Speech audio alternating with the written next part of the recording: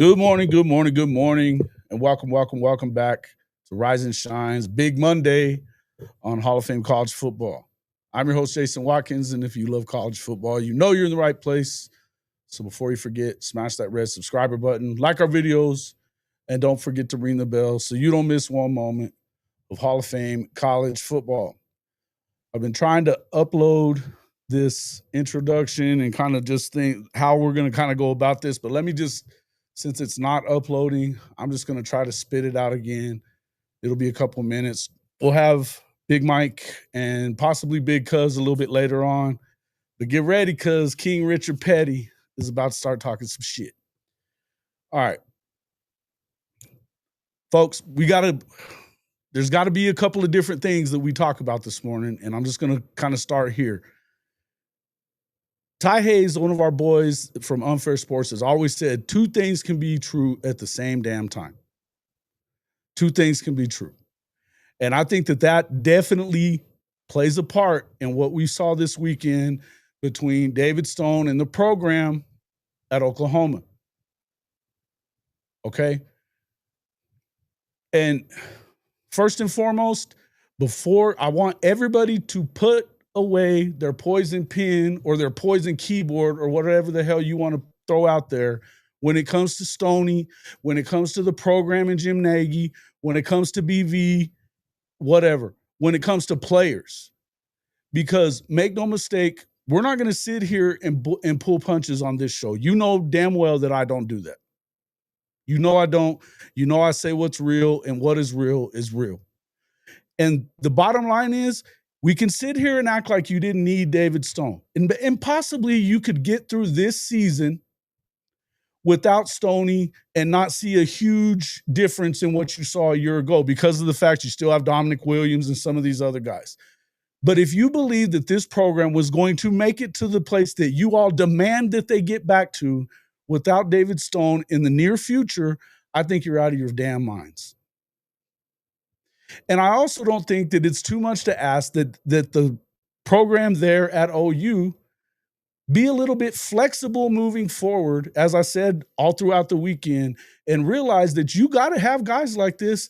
And the facts are, this damn coaching staff has known how to identify talent long before he got here, long before Jim Nagy showed up. And I also know that Jim Nagy I don't think he had a whole lot to do with any of this, to be honest with you. I don't think he had a whole lot to do with this. Maybe on the back end where he was like, maybe we do need to figure this shit out. Because, again, just because Stoney didn't show out and become a freshman All-American like Jaden Jackson did last year doesn't mean that he's not just as important moving forward.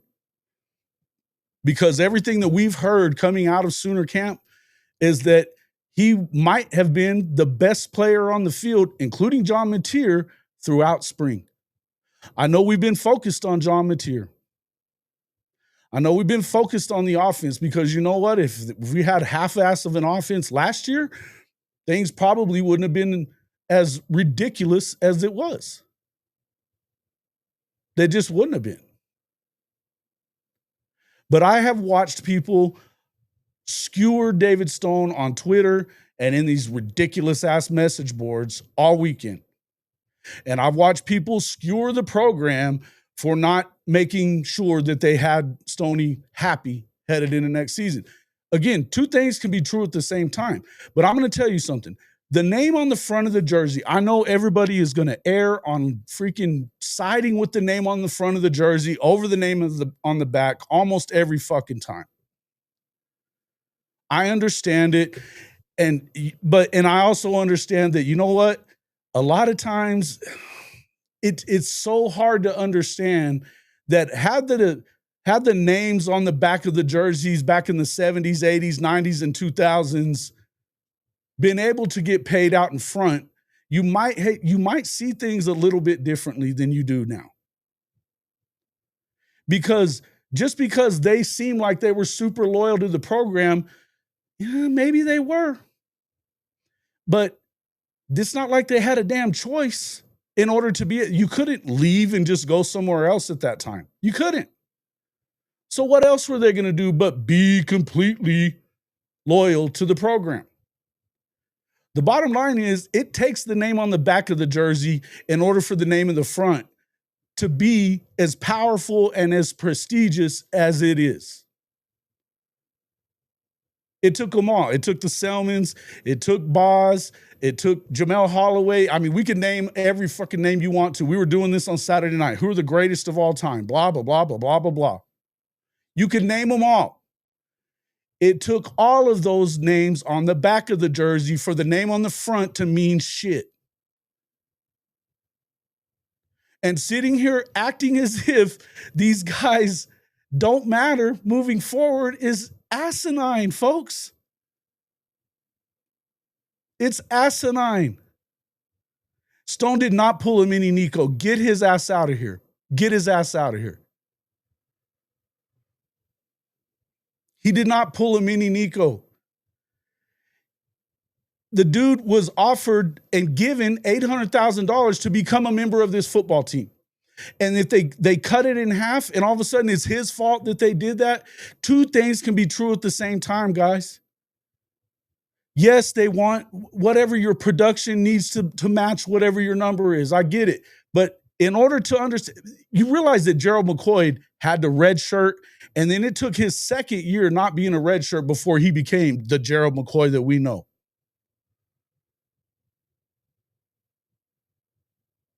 It did. These guys don't just automatically poof and they're first rounders ready to rock and roll. It doesn't happen.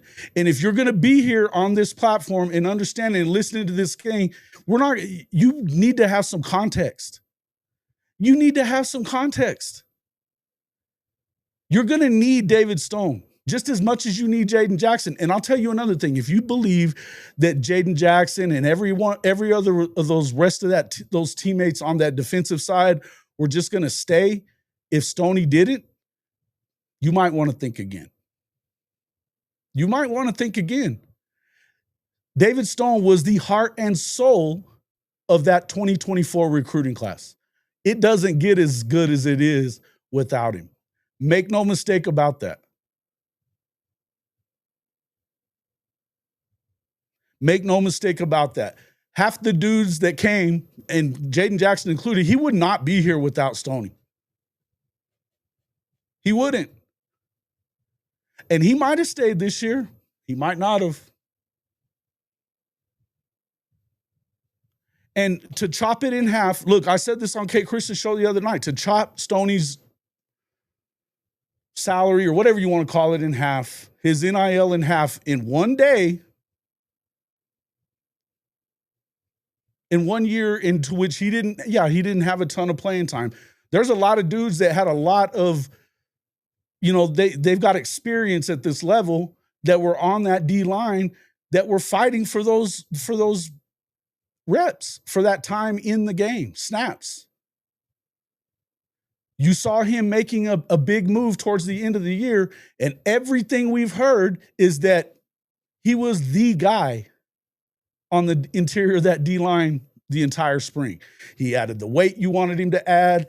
He's always been huge, vocal, and always all about that team. Always. He hasn't been a pain in the ass. He hasn't been not showing up to practices and not doing the things that you want him to do. Is there something going on in his personal life with his family? Sure, I guess so. I don't know what it is. I don't want to know what it is. It ain't none of my fucking business. Just like it's none of yours. I know we have this weird obsession and feeling of ownership when it comes to the Oklahoma football program. I get it, but you got to understand that we don't own shit. We don't. And in order for this thing to actually for it to actually get back to where we wanted it to be, where everybody expects it to be, to live up to the quote standard that we're talking about all the time, you need dudes like David Stone. And they needed to figure it out this weekend and find a damn way to make sure that he was part of this program moving forward. The fact that they did it is huge. Huge. Make no mistake. They needed to do it. And two things can be true at the same time. Two things can be true at the same time. They needed to get it together, and Stoney needed to find whatever that middle ground was for him in order for him to be happy and productive moving forward. No one is bigger than the program. You're correct. Now, we've heard all that bullshit before. We've heard all that bullshit before. We know it.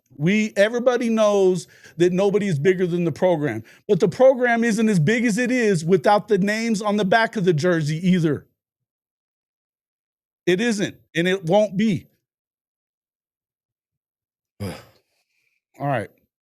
We'll go ahead and hopefully this works this time. Bring into the show Big Mike Boganowski. Welcome to the show, sir. Going down. Can I hear you now? Speak. Can you hear me?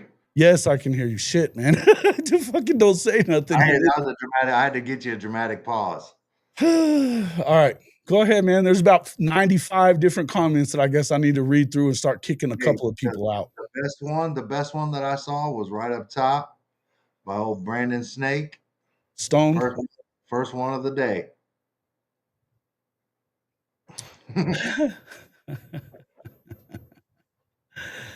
All right, here we go. What do you got to say? What do you got to say about this weekend and what I just said? Obviously, I was throwing some shit out there and having my little rant. Are you all right, man? You sound like you're good. I'm good. All hail King Richard Petty. He's right here. Your panties was in a bunch a little bit right there, bro. You're getting a little emotional. I can feel you though, bro. I'm sick and tired. I'm sick and tired of seeing the horse shit that gets said about people on fucking Twitter. Dude, so here's what I gotta tell you, bro, is you can't allow it to get you all worked up because I can whenever, hey, you know what? I understand. It's never gonna stop. I know it's never gonna stop. Okay. So what I want people to understand is they're not helping the situation when they do that dumb shit. Though. They don't care. They know they ain't doing it. They don't care. They're gonna do it anyway because they're not doing it in the flesh. They have a little bit of extra courage to say this because nobody knows who they really are, man. So you're never going to stop it, bro. It's not good for your blood pressure. All right. You need to remember your pressure points, bring it down a lot. All right. To woosah in through your nose, out through your mouth. And like, it'll be all right, bro. It'll be all right. And you know, even if Stoney would have left, bro, don't think that but the program Oklahoma would not be all right. That the portal giveth and the portal taketh, right? Or however you want to say it. You could go and get you and some other dudes, right? Like, and I trust me. I didn't want maybe you don't see a big difference in this season and how it turns out if you don't have Stoney. You're moving forward, you probably would. Yeah, and I don't dispute that, but like, you know, it's as cliche as hell, but shit, man, the next man up. You know what I mean? It's a big Trent time to shine. You know what I mean? But you know, I'm a big Stoney fan. Like, don't get it twisted now. Don't get it twisted. I love me some David Stone. I think he's gonna be great, man. I think he's gonna be a hell of a player. He's gonna be a problem. And you know, I expect him to be one of those type of defensive tackles that wrecks games. Like, you need to figure out like what you're doing, and you got to block David Stone on every play, or he's going to cause problems, right? Yep. And that's the kind of cat I think he is. But I mean, shit, man, I was shocked just like everybody else Friday night, man. Like I was telling Coach Ricks last night, shit, I was about 3 claws deep when that shit hit the Twitter, and I was like, what the hell? You know what I mean? And you know, my Mike was up here for the weekend, and what did he think? He was shocked, man. He didn't see it coming. But I mean, these kids don't get too worked up, man. Like, you know what I mean? Like, I don't want to say they're like numb to it, but like shit just doesn't surprise them anymore. You know what I mean? Well, and it shouldn't, because of the fact that, listen, man, it shouldn't surprise anybody if anybody jumps in the portal. You know what? Because this is a business now. Hey, man, all I'm going to say is don't be surprised if there's more. You know what I mean? Like, don't be No. surprised if there's I'm gonna put it to you this way, and I said it a second ago, and I'll say it again. If you think for 1 second that he was gonna be the only one had he stuck in the portal, no way. And I've heard from people that it may have been a large piece of that defense and some offensive guys that left because of him leaving. They felt like if you're gonna do that to Stoney, cut his contract in half. I'm not saying there's correlation between Stoney. That's not what I'm saying. I know you're not. I'm telling you that I think that there is. Oh, you think so? Yes. I don't know, man. If you say mini Nikos one more fucking time, DLM, one more time, you are banned from this show. Say that again. Who is this? I don't know who the fuck he is, but he's not going to be here again. Say it again. I dare you. It's not the same. It's not the same. DLM, huh? What does that mean? What starts with DLM? Like Democrat? I don't know who he is. I don't know who he is. I don't care who he is. He needs to shut up. He needs to shut up. He won't do it again. He won't do it again. DLM. He just did it again. That's cool. He out. Yeah. That's cool. Bye, Belisha. Goodbye. You gone. He gone. Yeah. But I mean, listen, man, all is well. You know, I'm glad he worked it out. I just never really felt like he wanted to leave, right? I just never really felt like that was something that he wanted. And, you know, there were circumstances I feel that kind of pushed him in that direction. But at the end of the day, I don't think that's what he wanted. And I'm glad that he thought about it and realized what he had. You know what I mean? Because like Coach Bates is him, right? Coach Bates is that guy. And he's one of my favorite coaches, man. He's one of my favorite guys. And I just I really enjoy talking to him, right? Like, and you know what? It's not even. He's not even just stuck to just one his crew of guys on the interior or the line at all. He's about all of the guys, right? He ain't got to call me. Yeah, you know what I mean. He don't got to call me. He don't got to tell me about something that Mike didn't practice or you know some shit, right? He ain't got to do that, but he does. You know what I mean? But I enjoy talking to Coach Bates just about, just a conversation, just on some real, like regular shit, right? I mean, not about football and all, I like Coach Bates, man. Coach Bates is a real dude. He cares about kids. He cares about development. He wants what's best for them. Yep. But he's going to keep it real, dude. He ain't going to sugarcoat it. He ain't gonna I don't think this had as much to do with him or Nagy even. I think whatever happened with I'm going to tell you what he had to do with it is he had some real conversations with Stone and continued to have them even after he jumped in the portal or made his intentions right. You know what I mean? I guarantee Coach Bates just ain't going to let that young man leave, especially if it's for the reasons that it's circulating, all over the internet about one of the reasons why he's going to leave. He ain't going to just hang him out to dry like that. He's going to help him. And that's what you expect from these college coaches when you send your son to that institution, that they're going to help them, right? They're going to help them. They're going to, find solutions and not just turn their back on them and say, peace out, leave, holla at me. Good luck. You know what I mean? Yep. You know what I mean? Like if everything that was going on with Stone and how he was working and how he was getting better and dedicating himself and all this is true, like why would you waste all that? Why would you just let all that go and just waste, all that progress that's been made? So, man, like I just feel like it's the best place for Stoney and Coach Bates and Coach Venables and that program is the best place. Yeah. Yeah, listen, hey guys, if you don't love the way I do things or don't like the way I do things on my motherfucking show, you can leave too. Oh, man. I don't here's the beauty of having your own channel. I don't have to put up with your shit. I don't. I can't do anything about what you got to say on Twitter or in those damn message boards on Rivals and on 3 and 247. I can't do shit about that. What I can do is when you come here and say stupid shit, I can kick your ass out. I can. And I don't give a flying shit whether you like it or not. Beauty of having your own channel. All I have to say as far as Stoney goes, I'm glad he's back, man. I'm glad his ass is back because I think it was about to get a lot worse. I think it was about to get a lot worse.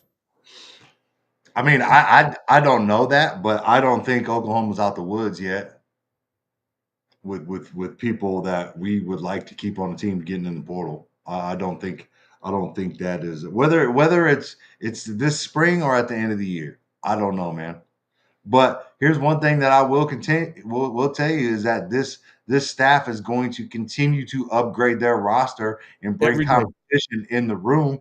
So Sure. if you ain't down with that, maybe you should maybe you need to find somewhere else because that's what they're gonna do. And you have to be Their okay with job it. is to upgrade the roster every year. It's to recruit over the guys you have on that roster every year. But that's the name of the game. And you Yes. have to realize that, man. And you have to step it up and be ready to compete, man. Like you can't like this is football. If it ain't happening right now, and if you're lucky enough to make it to the next level, I guarantee it is gonna happen there.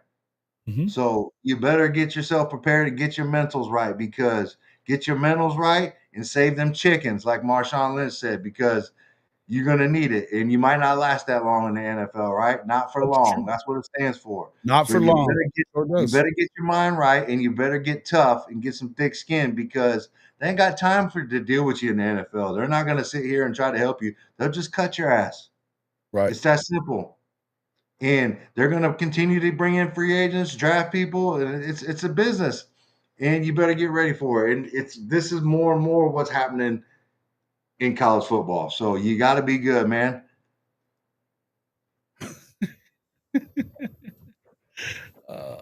Jump Appreciate you, on. homie. Appreciate you, homie. Good No morning to diddy. those in the. Hey, listen, you know what? Goated's got it right. I'm gonna jump on your ass. This is how I roll, and people know this. You know it. Make no mistake. I will get on your ass if you say dumb shit in here. Like Chrissy, pretty much every time he jumps in here, he says something stupid.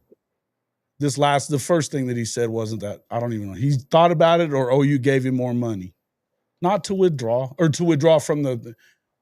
I think you gave him more money. I And here's mean, the deal. everything that we're hearing, that's I not don't what know what happened. I don't know what happened for sure. I can tell you that I am not privy to those conversations. Yeah.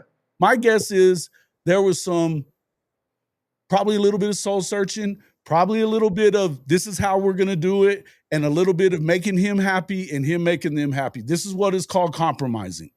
Yeah. Sometimes you have to do it. And you've heard him talk about outside influences, right? Especially that end of the year interview he had, and being able to deal with that, and maybe that had something to do with it. You know what I mean? Maybe, and he just needed somebody to, help him get his mind right and wrap his head around this. Yeah. T Boomer, I'm out of that question you had about 3 minutes ago, man. What is it? Let's You see. said if he was not the 5-star plus play we know he is, would they have worked hard to keep him? I mean, so Probably not. if the situation is what it is, the same, and he was just not the 5-star and he was a 3-star, Mm-hmm. in the situation and what we're hearing out there is what it is, I would say yes. They would still try to keep him.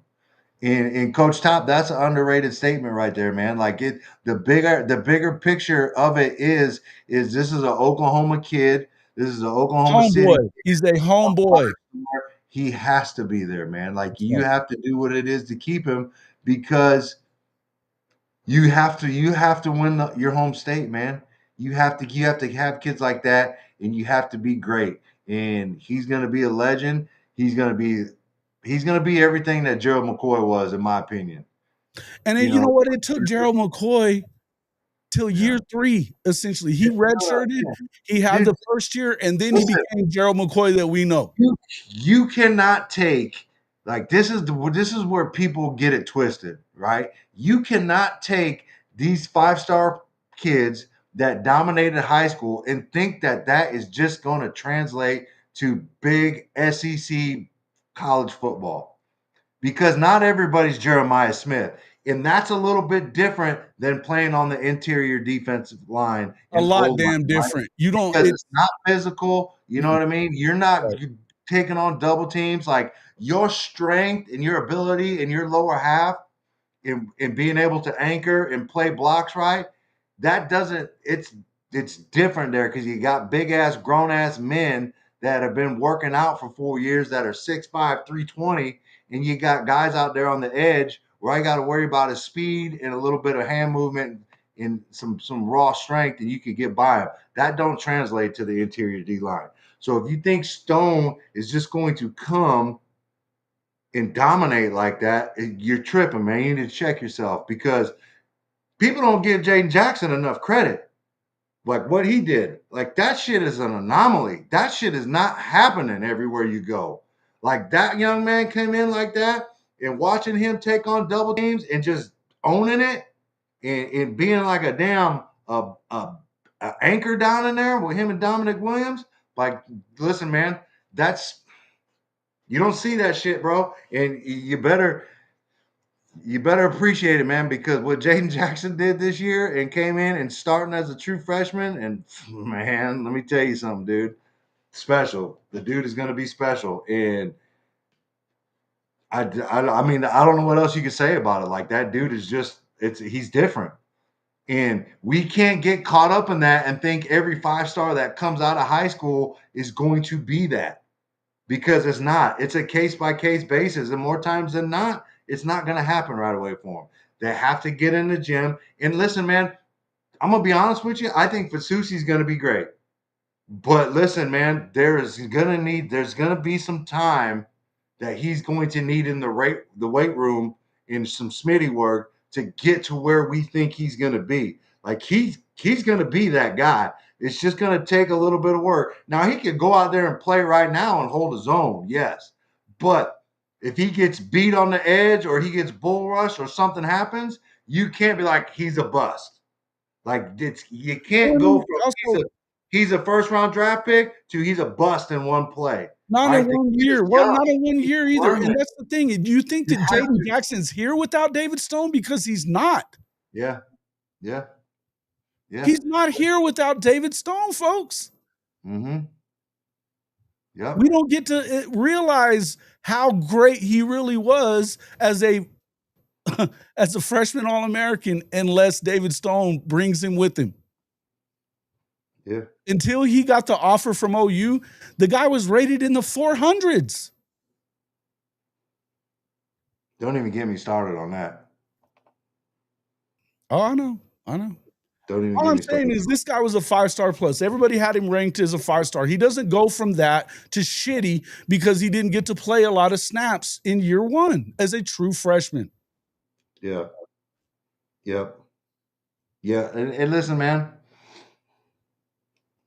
we have to, as a culture, we have to just slow down. You know what I mean? We can't be so quick to crown people, and we can't be so quick to trash people. You know what I mean? Like, we just got to slow down, man. And we're so extreme right now. We're so polarized with this shit in college football and coming out of high school. And, you know, it's just it's something that we got to do better at, man. And you heard it here first, man, from your boy. We got to do better. We got to do better, man. And, you know, you just gotta be easy, man. Like, listen, man, you can criticize my son all you want. Like, you know, he messing up. He had a bad play here or there. Like, I can take it, dude. Like, I criticize him. Trust me, I criticize him before y'all do. And nobody's harder on him than I am. But, like, when you get personal about it, like, that's different, right? Like, you can't get personal with Stoney, right? Because you don't know him, you don't know his situation. That's right. And that's the problem. That's the problem with OU fans, and that's what I'm talking about. People will just sit here and you say things when you don't know the whole fucking story. You don't know the whole story. And you know what? This is coming from me, not from anybody else. Brandon needs to shut up about that personal bullshit too. Don't do that because you don't know enough about what was going on to say anything about that shit. You don't. And what you did was make it worse for Stoney. Mm-hmm. It made it worse. And I don't think that's fair. And just like what Coach Top's saying, people talked about this man's mom and family like they're a bunch of dogs. And you can't do that shit either. You don't know what's going on in their home. You don't know what kind of situation it is. And tell me which one of you doesn't care about your family. And everybody's family ain't perfect. We all know this. My family ain't perfect. Far from it. Hell, I ain't perfect. I'm pretty damn close, but not perfect. I had to say it. Come on. All I know is we have to, man, have some perspective, people. Have some perspective. The two things can be true. And without the name on the back of the jersey, the name on the front don't mean shit. Yeah. Hey, KJ Goated, man. It was it ain't hard to find, bro. You can go out there on Twitter and see there was one of the touchdowns at Ole Miss in the second half. They roasted him. The play against Navy on the big 95-yarder, they roasted him because he was trying to run to fill the lane, and the quarterback cut it up, and he didn't see it. But yeah, he gets roasted, bro. Like, it's all good, man. It's all good in the hood. Like, you're gonna get got. Sometimes you're gonna do the getting, and sometimes you're gonna get got. But KJ Golden, man, the last time I was on, we were talking about something, man. I just want to say that maybe I was a little too abrasive in what we were talking about. It was something to do with steroids or whatever, and maybe I popped off a little bit too much. Maybe I've been watching too much of the Coach JB show. In Coach JB tripping right now too. He just put out that lawsuit. Ooh, buddy. He's trying to get paid. He just went up against Netflix. He just sued for $30 million. Oh yeah. But yeah, man. Hey KJ, I just wanted to say I apologize, and I kind of felt bad about that after the show. But yeah, that is it possible I might have been a little. No, he just said something about steroids, help him cure something, and I don't know. Maybe I was too old school in my ways with some of the steroid. Maybe there's But yeah, man, that's on me. Oh yeah. Hey, well, hey, look, it's okay. We don't. Hey, you know what? One thing, we don't always get along with this. We don't always believe the same thing or think the same thing, and that's okay. I'm not doing that. But you know what? I kicked the guy out of here earlier because immediately the dude comes in here saying it's just like Nico. If you think it's just like Nico, you're not paying attention. No, that's easy. That's an easy take. It's not. It's so lame. A lame ass way to go about it. You are lazy as shit about finding out what's really happening. Yeah. Hey, it sounded like there was nothing. Sound like he just came back for the same. It wasn't nothing added, nothing. I don't know if there was anything added. I think they may have reworked how it is. They figured it out, because I think what happened, even cutting it in half, what the truth of it is that in some people, I mean, a lot of language inside of contracts, particularly in sports contracts and stuff like that, because they're trying to do this or do that with, getting around the way the rules are made or whatever. Yeah. A lot of the language can be confusing. It can be confusing for players. It can be fucking confusing for agents that do this shit all the time. Hey, when I got my son's contract, I probably read it like 5 times. Yes. Just to make sure I wasn't fucking stuck on stupid. You know what I mean? Like, right. And I mean, but you want to make sure that it's all right. And so, okay, this apparently had some escalators in it to where he might have made more money than he made in year one. And in fact, it didn't sound like, from what I understand, the escalators were going to be that hard to get. Yeah. If he's on the trajectory that they think he's on, it wasn't going to be that hard to get. Hey, Shorty, I don't think, from what I heard this morning on the Oklahoma breakdown, it sounds like there was no renegotiation or money added, right? And it sounded like they said that there was incentive. It was incentive-based contract. That's what So I'm saying. Yeah. yeah, and you know, it sounds like the incentives weren't too terribly difficult to reach, right? Right. So, I mean, I think he may have needed just to understand what they were talking about. Maybe he needed it explained to him again. Maybe his family needed it explained to them. I don't know. yeah, Right. who knows? But whatever it was, whatever, if there was obviously a miscommunication or a failure to communicate it properly to the player. Otherwise, he's not in the portal on Friday. Mhm. You know what I'm saying? He's not in the portal on Friday. If he understood it fully and was happy with it, he wouldn't have been in. Yeah, you know, I don't. It didn't necessarily like sound like he was unhappy with it or unhappy with what was going on because, Somebody like, was, brother. Somebody in, was. well, it's I don't think it was him. I'll just say that I Hey, don't that's think it was fine. him. And you know what? Like, you know, it's I just don't I just don't think that the vibe that Stoney was giving off was he was unhappy, right? Because dude, like I'm telling you, you can spot it a Say mile what you're away. trying to say, though. Then because if he wasn't unhappy, why did he get in the portal?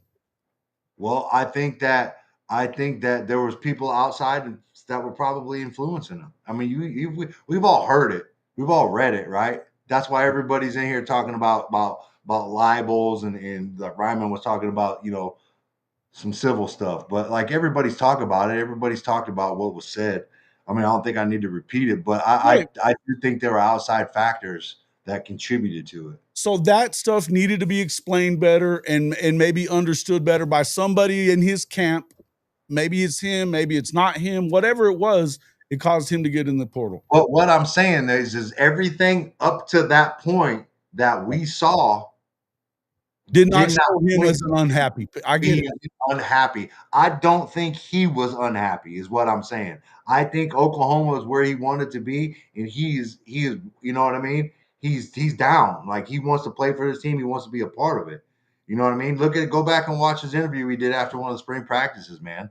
Like Yeah. he looks like a kid that wants to be here and he's all in. And he He loves knows he has Oklahoma, some bro. He flaws. loves Oklahoma. That's what I'm saying. And he's been improving on them and he knew where he needed to work and he was attacking those issues, right? But Mhm. you know, and he even talked about some of the outside influences letting that affect how he was practicing or how he was playing and how he was Yeah, dealing with it.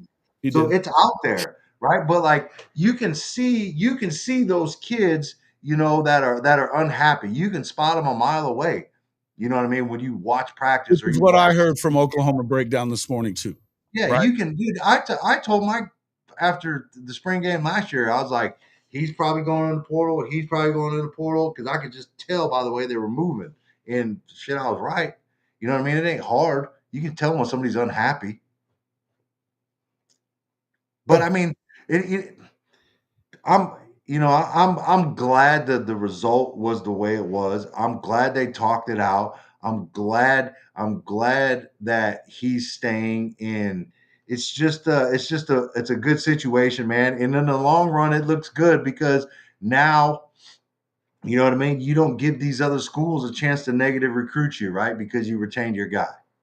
And I think that that may be a point that is not being stressed enough. And I think Oklahoma knew that. And it's good, man. It's good that they realized it. And you know, it's you can't give other schools ammo, right? Can't give Right. them ammo. That's the bad look. I'm trying to fix this damn camera thing. I've got something screwy with it. Yeah, I'm here though.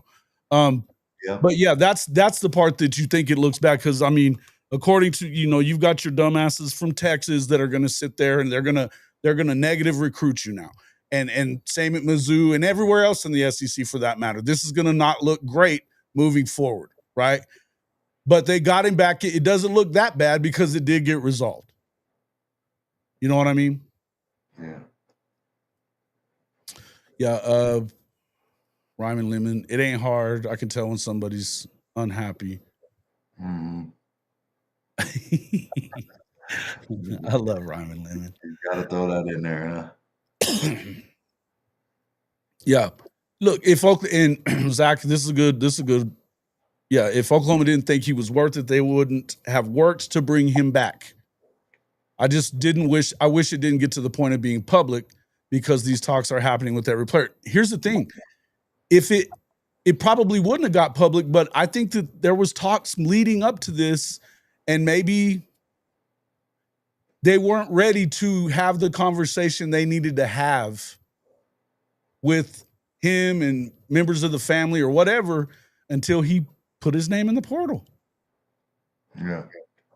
No, parents can't enter your name in the portal. It's actually the institution.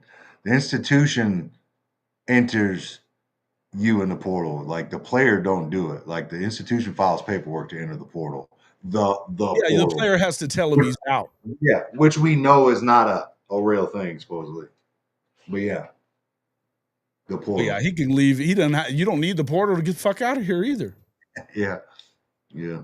You know, and right now they're saying you can't go SEC to SEC. Well, that's an SEC rule, but the SEC, any team in the SEC could decide, you know what, is it really a rule?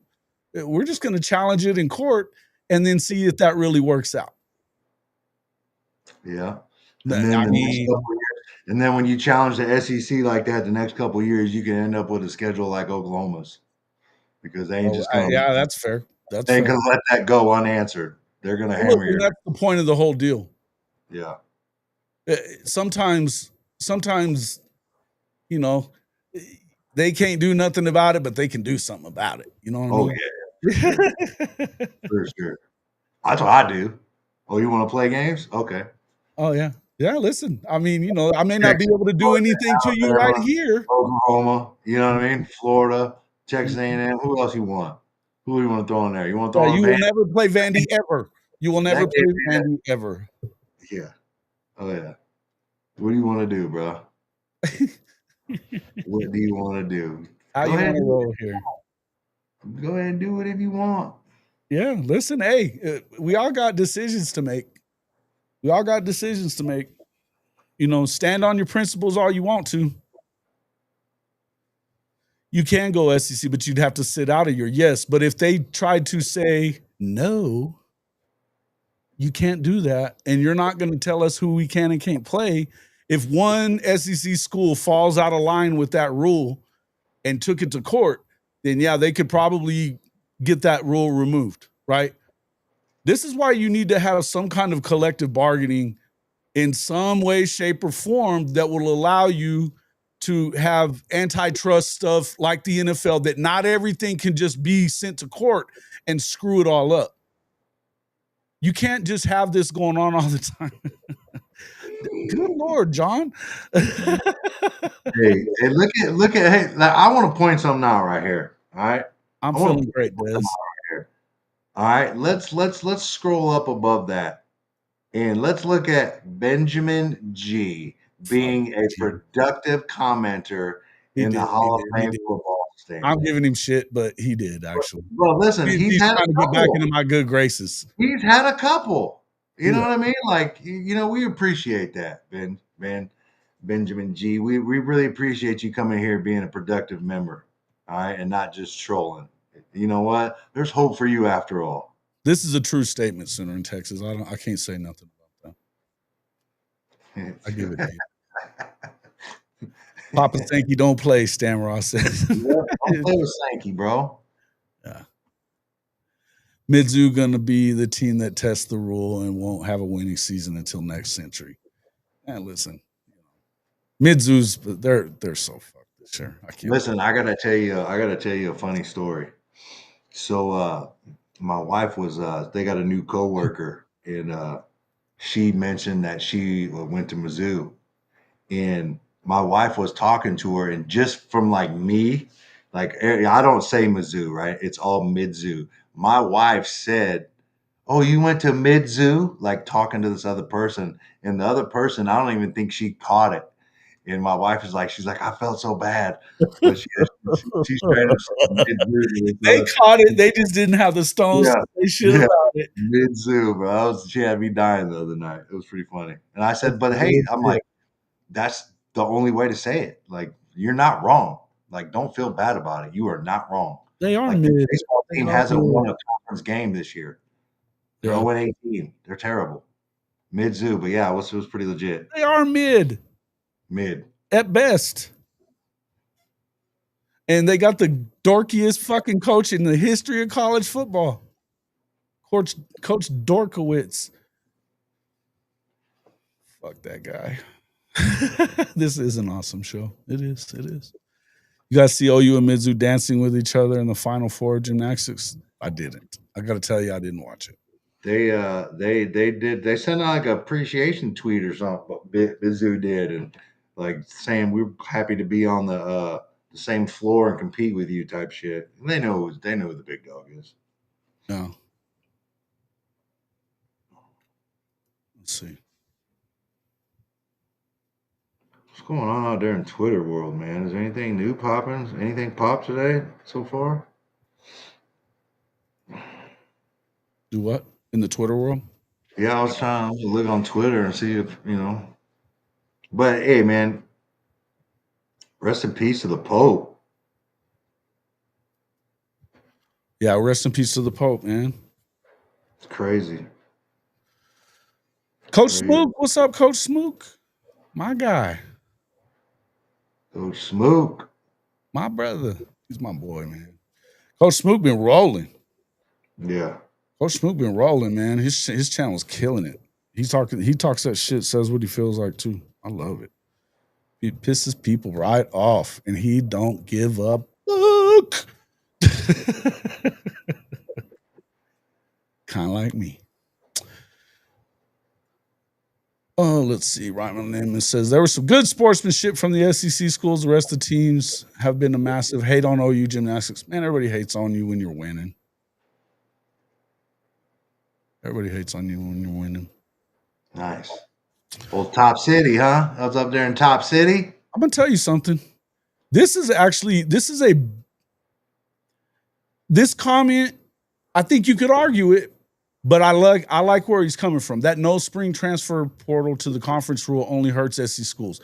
You know what? I don't disagree, because when your good talent goes to the Big Ten instead, you're dumb for allowing that. See what I'm talking about, Benji? See? Gotta give him some love for this one. See? I might actually respond to you on Twitter now, right? I might actually start responding to you on Twitter. If you keep this up, I you know what I mean? Yeah. That's a great comment, man. I always wondered that too. Why? Like, what was the reason that this rule was put in, right? Because I don't want a dude to go to play for Michigan or Ohio State if I'm the SEC. Maybe it's just to keep her from going back and forth. I don't know. It seems kind of ridiculous. Because here's another Texas fan with a good freaking part. He's adding to it. All the SEC kids are only going to Oregon and Ohio State, which is not good for the SEC. It's not good for the SEC. Just saying. Yeah. We always keeps it real there, Coach. This is how we roll too. Feeling you. No, I mean, I'm serious. This is one of them things that you have to realize, that sometimes you make mistakes with that shit, man. Sometimes you make mistakes with that shit. Yeah, and I understand why they made it, because they don't want you to be learning a playbook at Oklahoma and then going to Missouri next year. Before it's into the fall, where now they got to change everything up. Right, that's exactly why they're doing it. But I don't know that's. Yeah, I mean, it is what it is. How much are you really going to get? I don't know. But here's the thing. Think about this just for a second. If you pay attention to, yeah, they're afraid of kids coming back and kicking their ass. Okay, that's all good and everything, and I understand what you're saying. But is it going to actually work out like that? I don't know. In the SEC, you see a lot of games that go down to the damn last play. It's a one-score game. Coach Venables is talking about it. He expects a lot of one-score games in the SEC because Oklahoma's got a ridiculous-ass schedule in the SEC. So that can be a difference. Hey, speaking of schedules in SEC, right? Has anybody realized that FanDuel has not changed their over under for Oklahoma to win games, even after the additions of all this stuff in the portal, Mateer, Arbuckle, all that? Like they haven't changed it. That's kind of crazy to me, man. Have I flamed Drum and Thune for what they said about the Stone situation? I see they got a video up about a few minutes ago. They just released a new one too. Are they? Is it in response to me, John? I mean, so I watched the Stone thing or the OU Insider thing the other night, and what Brandon, I might have to go rewatch it because what was said. A little pointed, bro. He was a little pointed about his family. Yeah, but like it wasn't derogatory. It didn't strike me, bro. Kind of really, I'm gonna have to go watch it again because I didn't really.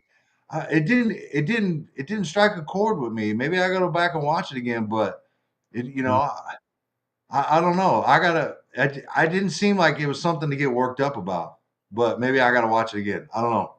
I could have, listen, if Stoney would have taken that personally, I wouldn't have blamed him. Yeah. I wouldn't have blamed him. And you got to watch, listen, just saying anything about it and airing that shit is kind of bullshit, man. It's kind of bullshit. Because here's the thing. Let's say, even if Stone was okay with it, maybe he was, and maybe he talked to Brandon and them. I don't know. I'm just telling you, I'm going to say this. That's not fucking cool for somebody. Let's say Stoney gave him that information and then he puts it out there to the world. Who the fuck told you to do that? You know, if I have a conversation with somebody behind closed doors, not here on the channel, I'm going to make sure that it's okay for me to have this conversation publicly before I do it. Do I not try to make sure that you guys, it doesn't look like I'm speaking for you or Big Cuz or any of these guys ever? I do. I don't want it. I'll say it again. I'm not speaking for Big Bog or Big Cuz ever. I speak for me and my channel, and they're here. But I don't ever want it to look like I'm dogging out somebody and they're doing it too.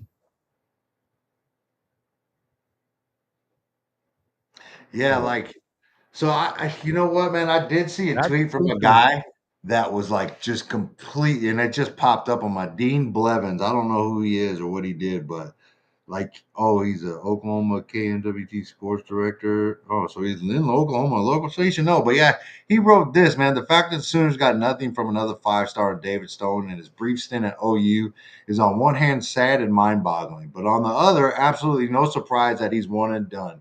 Seem more interested in social media nonsense than working at becoming a football player. How stupid was that one? That was dumb as hell, bro. Dumb shit. That was crazy.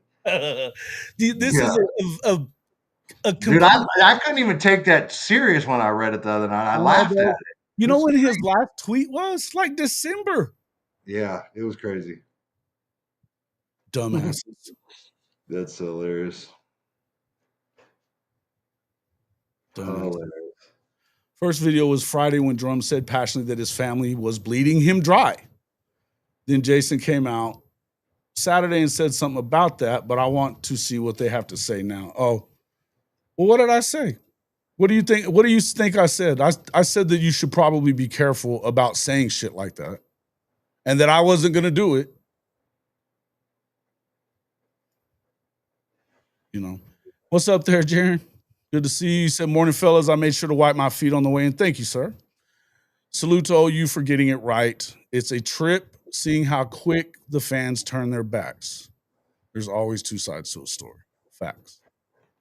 That's what I was saying at the start of all this, is that we need to watch what we say about these kids. We need to watch what we say about the program too. There's always two sides. And you know what? And you almost never get all the story coming out of the program or the kid or any. You know what? And this regime is even. I don't know if it's.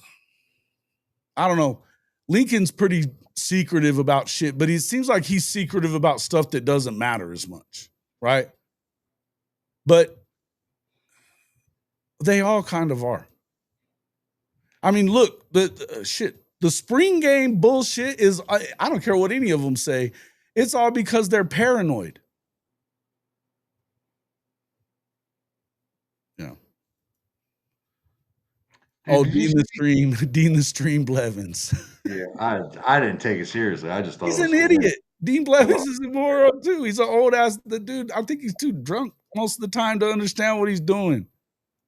Or at least that's the consensus these days around Twitter. Did you see what Matt Rule said? How they're gonna have a scrimmage in their spring game and what's so crazy? This is exactly what he said. This has got it right. Drum pretty much said his family hasn't broken. It's sad that they can't take care of themselves. Oh, really? That's fucking derogatory. Is that a quote? It's pretty close. Yeah. It's pretty close. I don't know that it's paraphrased. Paraphrased, yes. I don't know that it's word for word, but yeah, he said pretty much. So yeah, that's a paraphrase. But that is what he said. I watched it. Yeah. And that was actually on Twitter. Somebody put a clip up there on Twitter about it. Yeah. No, I think it was stupid.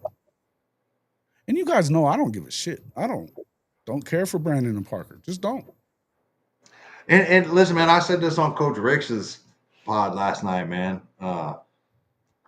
Like everybody's economic background and upbringing is different. You know what I mean? Like I'm not even if it is the case or if it's not the case, I'm not judging or anything, but like and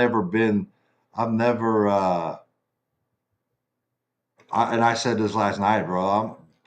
I'm not asking shit from my kid. Like that's different to me. Like I understand that. Yeah, no, hell no. Mm-hmm. Yeah, they bled him dry. I'm trying to make sure he keeps his money. That's who says shit like that though? That's the whole thing. Why would you say that? If it's true, even why would you say that? That's not for everybody to know. It's not for everybody to know. And especially when it's gonna get it, man. I don't care if they did. All you did was, if you think that helped with Stoney to have people talking shit about his mother? Come on, man. We all got family members that are a pain in our ass. Talk shit about them and see how that goes.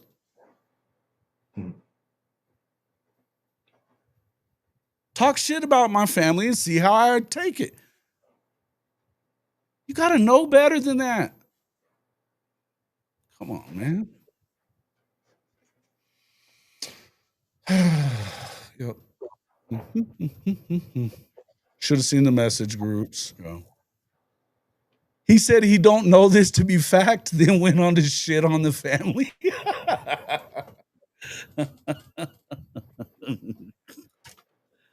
Oh, I got something for you. Some people are really fucking stupid. I gotta say, come on, man. Dumbasses. You gotta be smarter than that. Said all that stuff, didn't have the nerve to say he was staying. People have tweets to delete. Oh, I saw that one. Yeah. It was all I could do to not say something to him right there.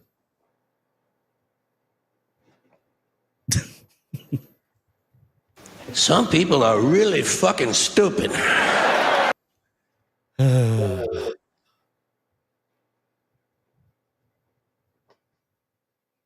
What's funny as fuck is that Drum was trying his hardest not to say the wrong thing. But he did. I mean, either you just say it and be loud as shit about it, or not. You know what I'm saying? You just say it or don't.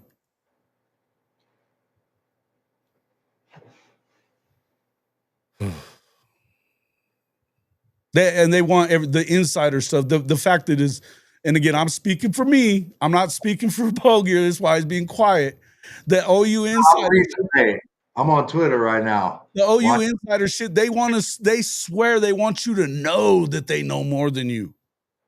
That's their deal. They're trying their ass off to make sure that those subscriptions continue to come in. That's it. Yeah, I was. They're not any more insider than some of those other folks, and those other folks don't do all that shit. Sometimes there's, you can know it and not say it, and it's better off, or you can beat around the bush about certain things. Now, some things you just need to not say shit.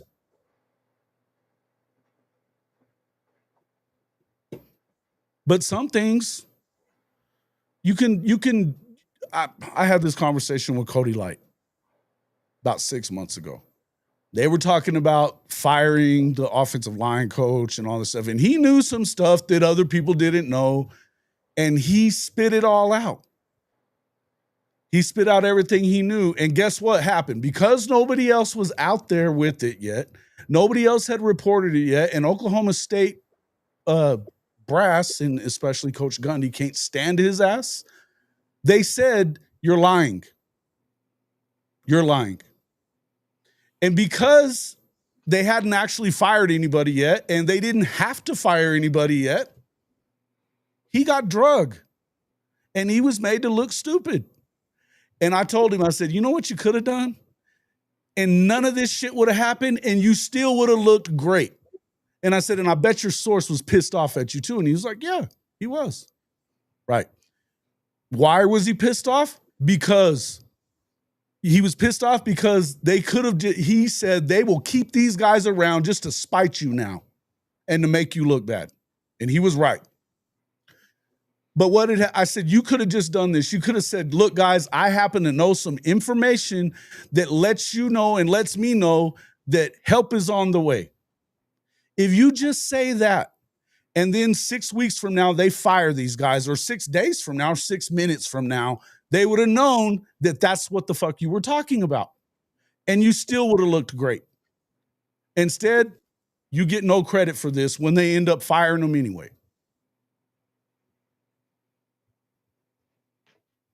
That's all. I mean, and this is the truth. And this is those dumbasses on OU Insider could learn the same lesson. You can freaking say things that lets people know that you're hearing things that you don't necessarily, that they're not necessarily hearing. And without saying all of it, and they'll still know what you're talking about. You never, ever, ever burn a source. Never. Because then that person is no longer a source for you.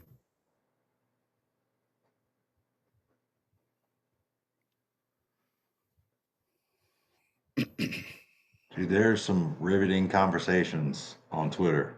I know. Speak it. Bring it on. Don't just keep it to yourself and read it. Fuck, you're on the show. So much. I've read just so much right now.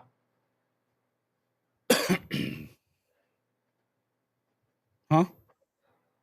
I mean, it's people going in on Brandon and Brandon firing back into this side of the story. I know he does that all the time. He does that all the time. Yeah, Mom. Best example was how you guys waited until after Latrell was fired to discuss everything. Did we? I felt like we said it out loud a few times that he needed to go. But no, I didn't discuss everything that we know. Of course not. I mean, some things it doesn't really matter what the hell you have to say. They're not listening to you anyway. They don't give a shit what you think. Don't make no mistake. Coach Venables doesn't give a damn what I think about any of this shit.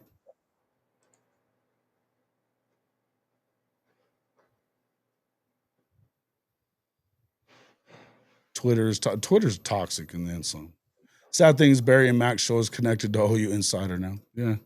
But you know what, though? They're in name only. They never really seem to do anything with them. I think that Barry and Mac did they brought. I mean, look, I don't give a shit that they're part of the OU Insider. I'm still going to watch them. I don't watch the OU Insiders.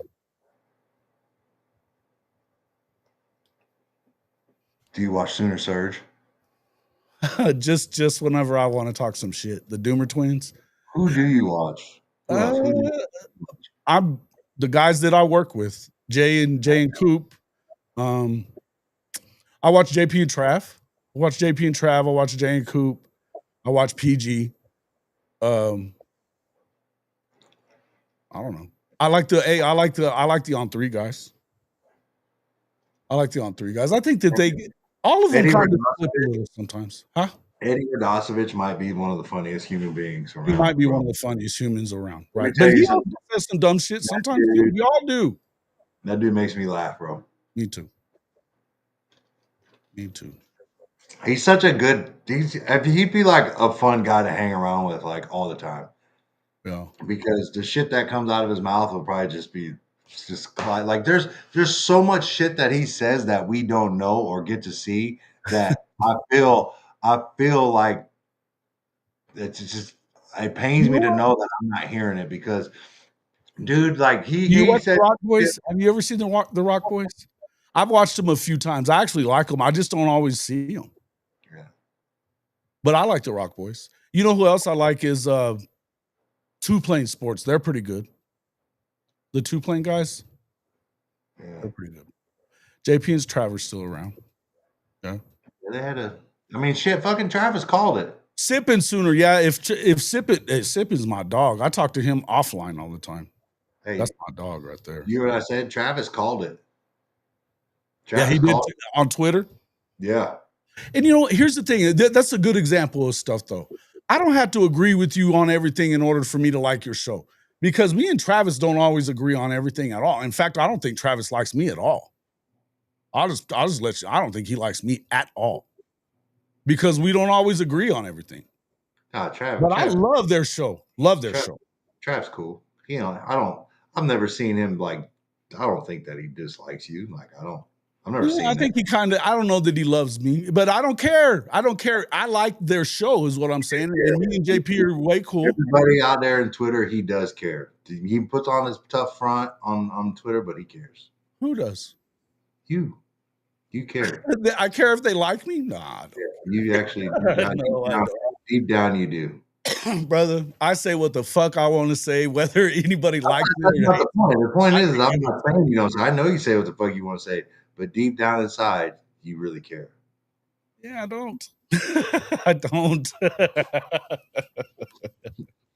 I just don't. Those Rick's in the house. What up? Hey, what up, dog? What I have to say, and I'm not going to say anything. I'm not going to sit there and say that about Travis. I don't think he's a douchebag. I like him. I think he's good at what he does. Hold on. I think that sometimes, just like I do, he's got a bad take or two. You know what I mean? We all do. Hold on, Boomer Halen. What happened? Boomer Halen, what?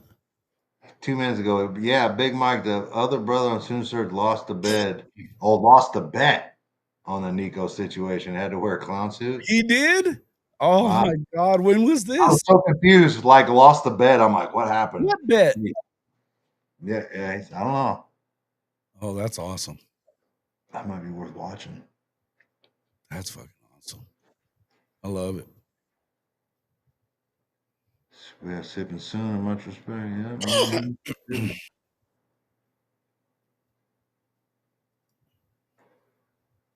Who creeper dude? What do you mean? What? Are you talking about Seth? Who are you talking about? I don't know. The creeper dude have deleted his X account when Stoney returned. I know Seth. Who is that? Who is that? I don't know. I know Seth put out a tweet. He's like, I'll delete my account if Stoney returns. You calling Seth the creeper dude? Oh no. He's not a creeper. He's crazy as fuck. He don't give a fuck. How do you know he's a creeper? That's what I want to know. I don't know. What are we talking about? The creeper dude. How do you know that, Ryman? Well, this is kind of what I think they're, Duke. That's why I threw it up there. They are clowns. So it just stands to reason that one would have to wear a clown suit. KJ Goda said he bet that Nico would get the money he was asking for. Oh, I'd have took that money. I'd have took that bet. That's easy money. Here's what I said about that. I said it depended on if there was competition for his services. He was a lot closer to getting that cash whenever UNC and Tulane were still in it, right? Once everybody knew publicly that they weren't. Why'd they fall out? It sounded like his dad was a little too involved in this situation, and their demands were a little too much. And I'll say this, I don't know that's actually the truth, but whenever the University of Tennessee is killing the name of Nico Iamaleava from start to finish, it's easy to kill Nico Iamaleava and go down on his price. Which is why I said him missing practice on Friday was the dumb part that they did. They should never have done that. Yeah. Had they have waited until the portal opens, then jumped in the portal, no harm, no foul. Nobody says nothing. He probably gets his money. I don't think dude, I'm gonna be honest with you. I don't think he was getting $4 million. Maybe he did. Maybe I don't know that he was getting $4 million, but who's to say that Tennessee couldn't have went up a little bit and he would have been happy. The other thing is I don't know for sure that it was all a money play. I think a lot of it had to do with the fact that they didn't really put very much around him to make sure that he took a step forward. And I know for damn sure that they weren't willing to make any changes to the offense. That's real.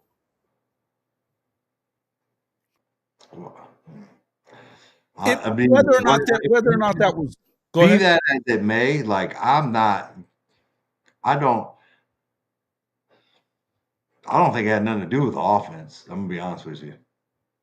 I don't think it had nothing to do with the offense. Maybe it was about the money, but here's what I'll say to that part. If we want to say it's about money, okay, fine. I don't have a problem with that. I don't have a problem with either. But here's why I don't have a problem with it. You know why we're in the situation that we're in? Because of the University of Tennessee. And because of the deal that they did with Nico Iamaleava.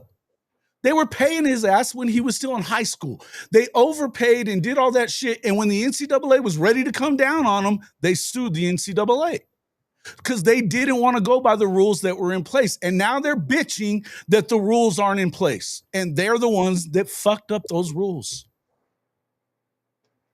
Spare me the way to go Tennessee and Josh Heupel fucking talk. I don't want to hear it. I don't want to hear it. Why? Because they're the ones that made it this way, and now they're upset about it. Come on. What do you mean they made it this way? If they hadn't, because the rule was you cannot use NIL as an inducement to get people to come to your school. They did use it as an inducement. The NCAA was fixing to come down on their ass, so they sued the NCAA, and they made it where there's nothing you can do with the NIL anymore. Now they're bitching that there's nothing you can do with the NIL anymore. And it was because of them that Where did they bitch about it? I didn't see that. Where'd they bitch about it? They're bitching about it, or they're putting their foot down about it now, when it was them that made the rule the way it is, which is no rules. Yeah. Because they didn't want to have to deal with it. I mean, listen, I feel like Tennessee was forward thinking in how they did that contract with Nico, right? Because he was technically the first one that was a multi-year type thing. You know what I mean? No, what do you mean? They're not forward thinking.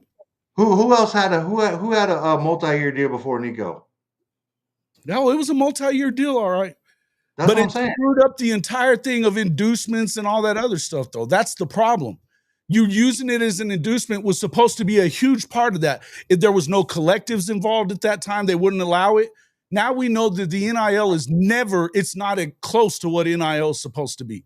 But the $8 million that for 4 years sounded real good back then, didn't it? Sure it did. Yeah. It sounded really good to players. until there starts being, and I'm not telling you that I think that Nico and his family are all in the right here. I'm just saying I'm not going to sit here and act like Tennessee did such a noble thing. I'm not saying they did either.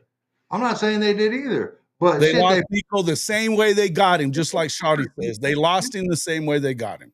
Like, you're arguing with me, but no. I'm just saying, like, the 4-year deal sounded good when they got it, but like, see, I'm under different principles, right? Like, like, you signed that contract, and I feel like there should be some honor in that contract, right? And that's just, and if you want, like, me personally, I wouldn't sign a 4-year deal, right? No one, like, seeing what happens in the NFL. Because you can't. Well, I wouldn't do it anyway, even if you could. I would That's rather. not what I meant. I understand, because why would you? The number's going to go up next year. That's what I'm saying. Like, nobody forced the Maliava family to sign that, right? And back then, that $8 million sounded good. You know what I mean? But I just like, I would have never done that, because the market's going to continue to go up, and just, it's like, and that's why I think Tennessee was smart in how they did that, and did the 4 years and did it up front, and the $2 million. I think that was a good price for what he was getting. Now, do I think Miami screwed the whole thing up by giving Carson Beck $4 million? Coming off a elbow surgery, and like, come on, man, that's not even real. And and if you want to, like, base, like, what I'm getting paid based off what Carson Beck got paid, like, I don't even think you could do that, because it's not even real, and it doesn't even make sense. So why would I try to, like, base what I'm getting paid off that? Because it doesn't even seem real. Yeah. And you got to be a little bit more realistic in your self-evaluation of how you did and how you played. You know what I mean? Like, I think Carson Beck took that because he realized, like, shit, $4 million, I was trash last year, and I busted my elbow up, so I'm going to take it. And Miami needed to make a big splash, right? But, like, I just don't think, like, I'm trying to be objective as possible about this, right? And I'm trying to look at it from both sides, right? Like, I'm looking at from Nico's side, and I think they might have overreached them, went a little overboard with what they asked for. And I think, understand that I'm not just going to say, I'm not sitting here saying that Nico and his dad were right. That's not what I'm saying. I think Tennessee looked at it from a production standpoint, right? We're hearing a lot about production right there, and I don't think $4 million a year, based off of what he did last year, is a reasonable number. To be honest with you, I think $2 million a year was probably a little too much for what he did last year. That's just me. I could be wrong. That's just my opinion. You know what I mean? I was on there a couple weeks. Well, it's not really about whether or not, it's not what, the way I look at it is this: it's not about what we think they're worth. It's what does the market say they're worth? That's what it is. To me, what does the market say they're worth? You can argue that the market says he's worth 3 and up because of what you gave Carson Beck or whatever the fuck. There's a reason why they were making that argument. Now, I'm not telling you that they were right. I'm not. Yeah. And I would tell you that I don't think that Nico's one of the best quarterbacks in the country necessarily. I don't think he's one of the worst either. No, not at all. Not at all. And I just felt like there was a big calculation on their end. And sure. And I think they took a hit, man. I think they took a hit. Mm-hmm. And it sucks. I don't like to see anybody lose out on money, but shit, that's the risk you take. Well, there's a risk you take in all of this stuff. There's risk. I mean, and when we start talking about Stoney, which this is what's different. Did he take a risk? Yeah, he did. But it wasn't the same thing. And that's why that was such a lame ass thing that dude said. And he kept saying it. Don't just tell me that it's the same as Nico. Tell me why. No. Tell me fucking why. If you're going to tell me that this is real, then tell me why.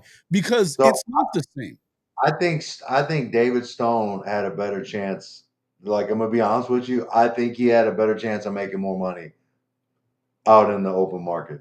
in the portal than what he's getting this year. I really do, because he's a defensive tackle. You just don't drive around and turn the corner and find those dudes everywhere, like a high-end defensive tackle, right? Right. And I still think he's still close enough to hey, make no mistake about it. He would have got He would have got the dollar amount he asked for, no matter what it was. Well, I don't know about that. There's a number. He would have got the money, bro. He'd have got paid. He'd have got paid. He'd got paid more than they were going to pay him at Oklahoma for damn short. Yeah, he'd have got paid. But listen, man, I'm a big. If you want more money, bro, like, don't talk about it. Be about it. Be about that shit, bro. Go out in between the lines and go bust somebody's ass, whoop up on some dudes, get some tackle for losses, sacks, pressures, quarterback hurries, all that shit. Go get it all. And then come back at the end of the year and be like, just sit at the table and cross your arms. Thanks for the super chat, Coach Ricks. Great show, fellas. Appreciate you, my guy. Hey, we had a good show the other night on Coach Ricks' show too on Saturday, man. It was Trap was hot. Big Trap shouted y'all out. He did shout us out, and shout out to Big Trap, man. We appreciate that a lot. Hey, that Star Wars got real. The conversation got real on there, and we talked about some of the things that we're talking about now. Is why Big Trap say that intro with the Star Wars and the disturbance in the Force, fucking awesome, amazing, bro. That was amazing. I was like, that was the best one yet, dude. That was. I felt it. There's nobody like Big Trap. There's nobody like Big Trap. I felt that disturbance when he tweeted that picture of his commitment day with the 3 hats. I was like, fuck. I felt it. I didn't know what it meant at the time, but I felt that disturbance in the Force. The hairs on your neck should have went up. Yep, I felt it, man. I felt it. Straight up. But it was, I want to reiterate that we were on Coach Ricks' show whenever he was what he was shouting us out about. That was on Coach Ricks' show. We were putting it out on my channel too. But Coach Ricks that show, if you guys ain't watching Coach Ricks, you crazy. Yeah. You're crazy. Yeah. It's another one of the really, really good channels out there.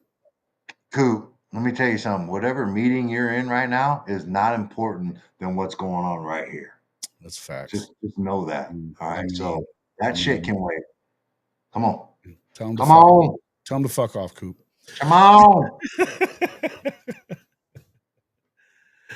I know you heard that Tennessee's quarterback or Tennessee got tampering with BYU's quarterback. What is tampering though?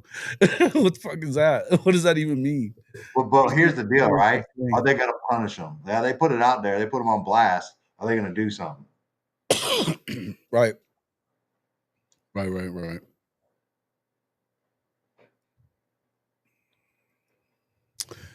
Oh, Kevin, you might be a little behind. We're way ahead of that.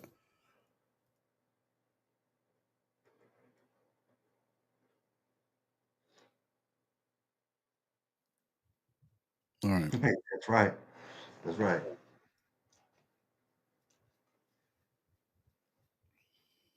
Yep, I tell you, man. Listen, when Elon Musk and President Trump say we can start hiring again at the federal level, I'll be just like y'all. I'll be at work listening. I mean, hey, my time is limited here. All right, I don't know how much longer this is going to last because I figured I was going through April. With this freeze right now, it's a lot of me. Well, the hope is that we can, at some point, I'd like this to be like a payable thing so that I could keep you guys around. But I understand when you can't be here. Right now, Big Cuz can't be here. He's got shit going on. Yeah. Mm-hmm. It is what it is. Yeah. But big McDonald's. I ain't got a job no more right now. I don't have a job right now, so I don't have no reason to not be here. Yeah. That makes two of us. Yeah, and when it comes to Tennessee, that's the other thing. It wasn't even that long right before that some bitches were throwing money in freaking McDonald's bags and shit. Like here's my problem, right? Like this is me now. This is shysting me, right? This is me thinking like I'm trying to blend the new school NIL with pre-NIL activities, right? Like why didn't Tennessee just handle this below? See what I'm talking about? A little peer pressure. Here he is. Right? Here's what I'm saying is, okay, Nico wants more money. And you know what, Nico? We're not going to adjust this contract.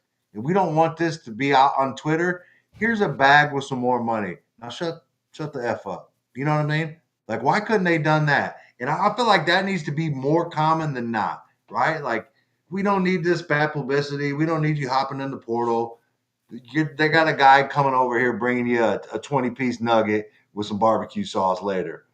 You know what I mean? Disguised as a door dasher. Like, it's that easy. Big Mike sounds so hip, blending the old and the new school. Yeah. Hey, listen, Big Mike. Nothing if not hip. If it was anybody else besides you and Jason, I would not pull it up. Yeah. But full on transparency, man. This is going to be just a washing machine of conundrum over the next, couple weeks, because you're seeing a lot of universities they just don't want to get into a lot of shenanigans right now, because you don't want to make a decision and then everything come through from the House settlement, and all of a sudden you're going, what do we do? What do we do now? Because then you got to go in and say, what happens if you go out and let's just throw out Lanning was tampering with Nico, and he signs Nico for $4 or $5 million or whatever, and then you got to come back because the university or your GM tells you, well, hold on a second, that was a bad idea. We shouldn't have done that. And now they're coming up to a player who has been on the field producing, doing great things, and you got to ask them to take a pay cut for actual stuff. And so I just said Coop 3 times in the mirror. That's funny shit, right? That shit's funny right there. Beetlejuice, Beetlejuice. That's just yeah, I get it now. Hey, I get it now. Behind the scenes, I was hoping Dan Lanning knew that Nico was called to school, called Heupel to get him to jump in the portal, and then signed him. Like, that's what I was secretly hoping for. Like, that's diabolical as hell, and I'm here for it. Well, I would tell you, I believe that could have been what he was doing. I would say this. College football is in its, let's go with its post-teen, pre-early adult years. And what I mean by it is you've had the NCAA basically telling these programs for a generation, years, decades, you can't do this, you can do this, no, you can't do this. There's craziness. Oklahoma State gets cremated on the basketball court, and then the same thing happens at another program and nothing happens. And so you have all this shuffling, and now the NCAA has no clout, no energy, no fire, they've been rendered powerless. And it's almost like, these programs are going out and they're going, you know what? I can do whatever I want now. Yeah. And you're not really willing to go absolutely crazy, but at the same time, you're willing to test the boundaries. And I think that as soon as the House settlement comes down, you're going to have more smoke and mirrors. I think that's another decision that's going to cause a lot of chaos. You're going to see programs which are going to not really know what to do. You're going to see places like Oklahoma where they're trying to get out in front of it and trying to hire the right people to go through and have these conversations, because you've just got so many factors and so many elements that create there's a lot of gray area right now in the NIL stuff. And I think that head coaches... Well, that's what you have to do, is you have to find some sort of structure within your own program, right? And that's where I was saying, and I just wanted to interrupt just so I could get you to talk about this. I think that in this case with Stoney, and that's what I was trying to tell you on text the other day, I think that I think that we need to be structured moving forward. I think that you have to have some flexibility for the guys that you brought in from the old way. Yeah, and guess what? It's not, the House settlement's not going to level everything out and everything's just going to get right.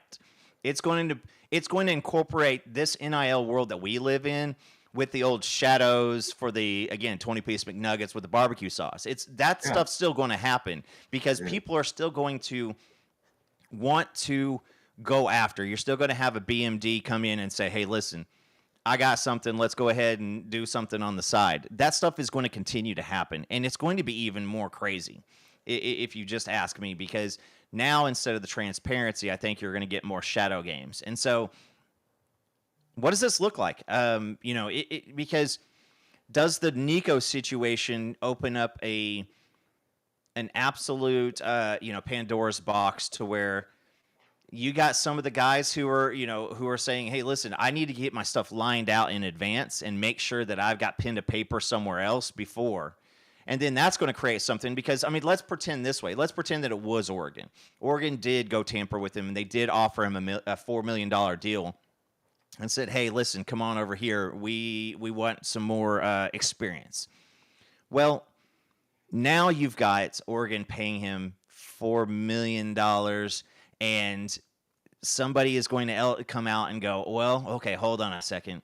I need to go and I need to get this deal on paper before I decommit from the school that I'm at. And then what happens if you've got 2 signed documents and some university lets it happen to where you've got some kind of, cocktail napkin with a signature on it and it just shows proof of intent. And now you've got 2 universities warring over a player. Like I see just more and more shenanigans coming, in the months ahead. And I think, you just saw it with a 5-star D tackle and a high performance quarterback. And I don't think that many universities around the country really jumped at it like the players thought that was going to happen. And I think that it is because that when you open up that box, it's all downhill from there for a little while. And if they're not going to do it for a quarterback and a 5-star D tackle, they're not going to do it for a receiver. They're not going to do it for, an offensive tackle. They're not going to do it for a defensive back. They're going to make sure that, hey, listen, if you're bouncing out right now, it's this, Jason. I brought this up to you off camera, but if you're a dude who, or say there's a relationship where it involves infidelity, you're a happily married man, and you go and some chick comes up and gets your attention and gets you to leave your wife, and you marry her. How do you not know that she's not going to do that again to you? Right? Because you can't make a housewife. Exactly. I got it. Yeah. Hey, look. And so you know that, like, if it happens, it's going to happen again. How many guys have we seen in the transfer portal bounce from school to school to school? It's like almost every single year. Hey, John Russell, I'm in the advertising world, man. We used to get deals signed on a cocktail napkin. Hey. It was just something that showed your proof that was your intent. Gotta get them drunk first. Shit. Yeah, it worked really, really, really well if they held to their word. But I never ended up in this position where I had to go show my legal team. No, look, I got this on this cocktail napkin right here. This is what I got. It's right here. I got their signature. They agreed, because you know what? I'm pretty sure that Judge Judy's not going to look at a cocktail napkin and be like, nope, that's a contract. Facts. The cocktail napkin is great. It's great. Now, listen, I think that we have to understand, and this is what I was trying to, when I was ranting earlier, the rant that really what I wanted people to understand is that the idea that we want to put this off on these players all the time, that they're being greedy. And I've said this a million times, that these are the rules. They're playing by the rules that were put in front of them by the NCAA and these universities and these coaches and all this other shit. They could fix it with just by going into collective bargaining. You can do it, but they don't want to do that and make them employees. They do not want to do that. And so therefore, until the universities and the NCAA really decide they want to fix this, then we're going to continue to see this. So stop blaming it on players. And don't get onto Twitter and act like assholes towards these players and their families. It's not the way to go about this shit. And Mike, I want to hear your thoughts on this too, because you've been the beneficiary that your son's a psycho and wants to kill people, and so you haven't heard the other end of that. Like people are pretty excited about your son, and so tell me right now, if you what does it take from a self-control standpoint for you to be a parent and to see a bunch of craziness out there? Listen, I've already like kind of addressed it. Like people can, you know what I mean? Like people can bash him. You know what I mean? I was going deep. I went deep down a thread earlier there, Boomer. But I had to sneeze. The allergies getting back to me a little bit for it. But I've already went, you know, I've already went in on and touched on this. Like you can trash him all you want, you know, for his play. You know what I mean? Like if he's out there messing up, shit. Trust me, I'm already shit. I'm trashing him too. You know what I mean? I'm gonna keep it real. Like I want to know what's going on. Like I need to see. Keeping it real and just saying shit just to say it, though. But I mean, I get it. Like, but that again, like I know what Twitter is, right? I partake in Twitter. You know what I mean? Like I don't get like out of pocket like a lot of these dudes, but I love me some Twitter. It's like if I had to save one social media app, the rest of them can go. I gotta have Twitter, right? Got everything I need. But I can deal with it. Now, trust me, I'm not like most parents. I think I have a little bit thicker skin, you know, just based off the fact that I've played college football and I spent 20 years in the Army being called every type of name you can think of, right? And Damn being on right. the other side of being on the other side of the coin, calling names and you know, not really calling other people names and being a dickhead and you know, all that kind of stuff. Like I'm different than most people, right? And don't get me wrong, I get worked up. Like I've had my issues, but I try not to express them. Like, trust me, there's been so many times I've had tweets fired up. You know what I mean? Yeah. But I thought about it, and like before I hit that send, you know, I think about it, and almost every time I don't tweet it. But it's okay in my opinion, right? It's okay for but see, here's the thing too. Like this is Oklahoma. Mm-hmm. There's a True. standard, and I understand that, right? Right. Now, like a New Mexico State, like if it was happening down there, I'm like, y'all need to chill because we're not that good. You know what I mean? Type stuff. But this is Oklahoma, and I get it, dude. The brand and the fan base is huge, and you're gonna have Part of what makes it awesome is every the kind of fact that fan. they are unhinged, right? Part of what Huge. makes it awesome is that they are unhinged. And like I'm here for it. You know what I mean? Like people cracking jokes and saying all kind of crazy shit. It's okay. It's Twitter. I get it. It's on here. But like it. I can't say the same for everybody though. Like I'm sure there's some parents that aren't having it right and get super worked up about it. And like my wife is probably one of them. You know what I mean? Like she'll probably get really worked up. Like one day it's gonna happen, but she's not really on Twitter like that. I'd probably have to show her in order to like get her worked up, and maybe I might do that one time just to see what happens. But yeah, most of the time she's kind of oblivious. You know what I mean? She's in her own little She's inner smart. world. No, what You it know? is smart. She doesn't get on Yeah. there and No. test the She's more level of interested. craziness. She's not interested in that kind of stuff. She's got other I interests. don't blame her. I do not blame her. She's got Yeah. other interests, right? Like I'm listen, man, I'm all in on this. Like dude, I'm thinking about like I don't even watch TV anymore. Like, bro, I barely watched the NBA playoffs yesterday because I was watching Oklahoma content. Well, You know what I mean? And it's crazy hey, to me. Like Yeah. you there's you just so you much were like YouTube just keeps firing it at me and I'm watching it. You know what I mean? And I was like, dude, I've already watched yeah. this YouTube. Like, give me something else. You know what I mean? But like I can handle it. And I'm not saying most like to get back to your question, most people probably can't, right? And it's okay. Like you're entitled to feel how you want to feel, but like Sure. I mean, I would just wish there wasn't like the personal the personal attacks, right? Like we could probably chill on that. You know, I haven't seen too much of it to be honest with you, but like, and I would hope that I wouldn't. But like, you know, if somebody makes a It's out there. dumbass play or you know what I mean, missing tackles or letting people catch 50, 60-yard touchdowns on them, they're what do you expect? Critiques are going to Yeah. be I don't have a problem with people critiquing what's happening on the field.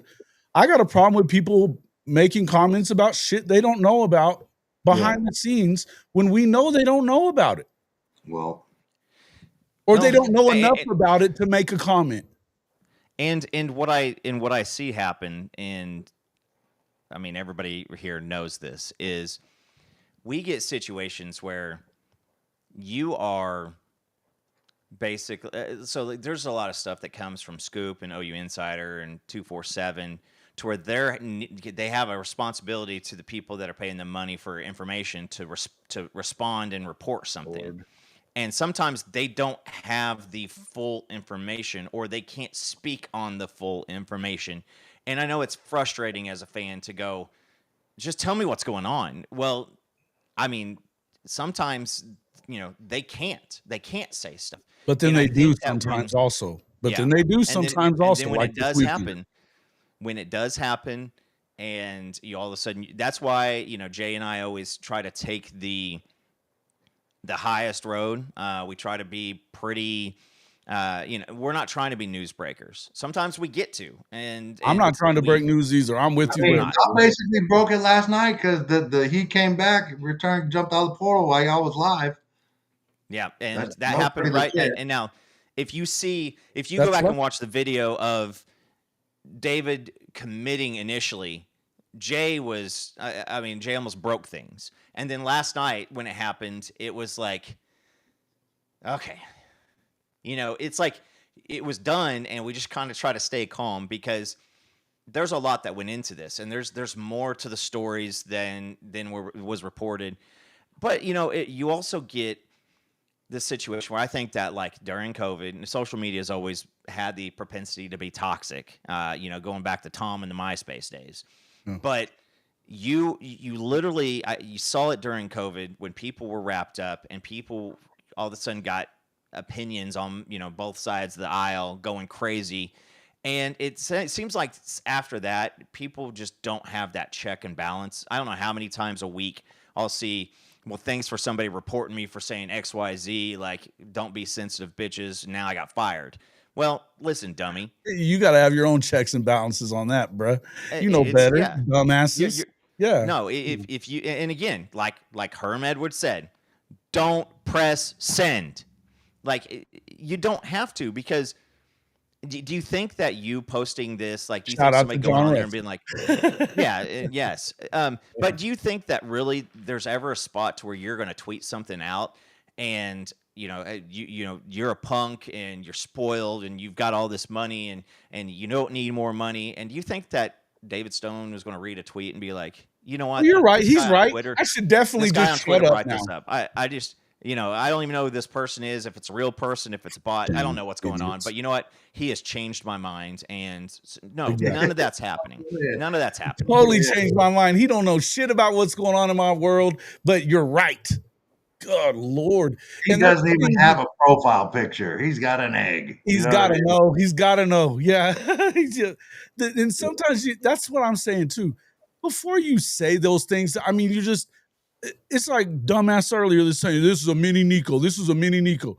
You know what? Again, don't tell me it's a mini Nico. Tell me why it's a mini Nico, or else you don't know shit. Yeah. Don't just say shit just to say it. God, the situations are completely different. They're nowhere near the same. Thank you. That's what I'm saying.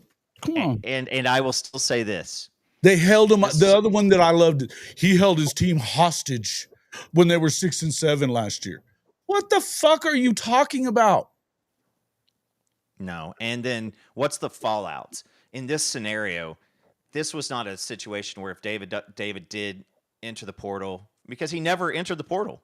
He announced his intentions to enter the portal, but the paperwork was never filled out. So all of this kind of ended up being hey, listen, I got a family situation. We need some help. It needed some time. And there was a lot of panic in there. And there was a lot of panic. Some explanations as to what that deal was that he made, that maybe he didn't understand it. Maybe his family didn't understand it. Maybe whatever. But this needed to be worked out between parties that are involved. And I tell you what, it's not an absolute, completely ridiculous thing to say, like, hey, listen, the family had a reason. It wasn't just like, hey, we got this amount, now let's triple it. Like, that wasn't the reason. Like, there was an issue, and they needed to resolve the issue. And sometimes when you got issues, you go out and you start just doing. You don't even think of it. You just start doing. And do I wish the situation would have been handled privately and quietly, sure. But sometimes, I mean, sometimes you as a person feel like, well, listen, hey, I kind of got to get somebody else to see my point to let them know that, you know, there's something going on here and I need some backup. And Yeah. it just ended up being He ugly. felt like But he wasn't being heard by the staff or whoever, that he was having a problem with whatever it is. And that's fine. That's fine. And that's why I'm saying it's so easy to, you know, we want to talk. We love the name on the front of the jersey. Fuck the name on the back. You know what? It's easy to say that about the names on the back that didn't go through this era of college football, that they were all about the program. It wasn't about them. It wasn't about their money. It wasn't about all that shit. It was about the front of the name on the front. Bullshit. They just didn't. They got that taken care of behind closed doors. it's done. It's done. So, but again, the reason why these things are big is because where we're at in the time of the year, right? Even though that, and listen, Mike, the Memphis Grizzlies didn't pay attention to NBA basketball last night either, so you're not alone. But I say this is a time toward not a lot of people have a lot to do, right? There's not much football. We didn't get a spring game. You know, you had the Crimson Combine and everything, but at the same time, I mean, it's not many people were there. Something to talk about. Yeah, like 11, 12, 13. See, but you couldn't even convince me it was over 10. It was crazy. You know, I couldn't go, and I was at one point was planning on doing a live there. But no. Regardless, is we need things to talk about, and this is the talk season. You know, this is where On3 starts coming up with crazy lists to aggravate fan bases. Somebody's going to come out and say, like, it's what we need to, as content creators, we got to talk about stuff, and it's okay to talk about a lot of this shit. It is. I think that you've got to make a line in the sand for yourself, though, right? You've got to know where the limit is and what you shouldn't be saying. And certain things, you know, and we say more here than most people do. But the point is that there's a line that we have too of, I'm not going to take that stance and go at a player. Almost never am I going to go at a player about it. Because I think that they're going by the rules that are in front of them. And I don't really have a problem if they think they need more money. Hey, and Jason, for me personally, you know, I reach out to a lot of these guys and try to get interviews. I try to create relationships with these guys. You know, if they're leaning towards Oklahoma, they're, you know, being recruited hard by Oklahoma. I did interviews with Alger Miles and Toa Katoa. We launched the Toa one this morning, and Deacon Schmidt. You know, these are 326 guys that they're there too, and again, where I don't think that you bitching at somebody is going to help change their mind. I do think that, like, when you start teeing off on people, like, it makes some of these guys who are in the process, you know, because they're seeing every single time they sign on to Twitter. Yep. They're seeing all this bitching and all this complaining and stuff. And the way you just quickly turn into attack mode on players that you were loving on yesterday. Yeah. And Nagy too. Like, we saw it from Nagy. Like, how's the dude going to be the best thing since sliced bread? And then 2 days later, again, it's because people want to make it's the headline mentality. And again, I work for USA Today. I understand what headlines are, but that's how we are. It's no longer that you open up the newspaper and read the whole thing back to front and keep it over next to your recliner. You don't do those types of things anymore. What happens, you get a push notification, you read the first 10 words, and you're like, all right, I know everything about the subject. Listen, none of us do. None of us know the thing. Now, I also can say this. You are a fan. You are entitled to your opinion. You're entitled to do whatever you want. Absolutely. But just because you can doesn't mean you should. Hey, brother, preach that one. Just because you can doesn't mean you should. And again, I would caution against automatically taking the side of Oklahoma every time, because folks, they don't always get it right. I love Oklahoma. I will always love Oklahoma. But folks, they don't always get it right. And so immediately attacking the kid because he's not bigger than the program. Nobody's bigger than the program. We know that. We know that. But it's sometimes they can be making a mistake. And I was of the opinion, you guys heard me. I said it to Coop on texting. This is a bad deal if they let him walk. Don't let him walk. It's I'm gonna have to bounce here in a second for an actual meeting that I have to speak. Yeah, I heard you. I heard you. So, but I say it this way again: is yes, the optics on a 5-star defensive tackle from Oklahoma, and a 5-star defensive tackle who a lot of people wanted. You know, there were folks up in Michigan State that thought that he was coming there, folks in Miami, and everybody. Everything he's a big target, right? So all that stuff happened.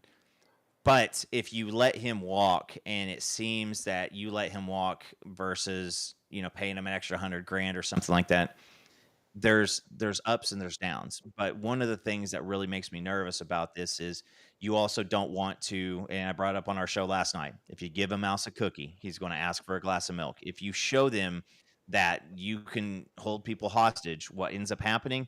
The same thing that you see in the NBA by some of these bigger stars, to where they're like, hey, I'm just not going to play. And it's going to be more expensive. You're not going to go find a David Stone in the transfer portal. And I'm not talking about David Stone's 2024 statistics. I'm talking about the added, the jump that you expect him to take. Because if you're basing losing him off of last year, yeah, it makes sense. Like, you don't want to pay a guy a bunch of money when he didn't do much last year.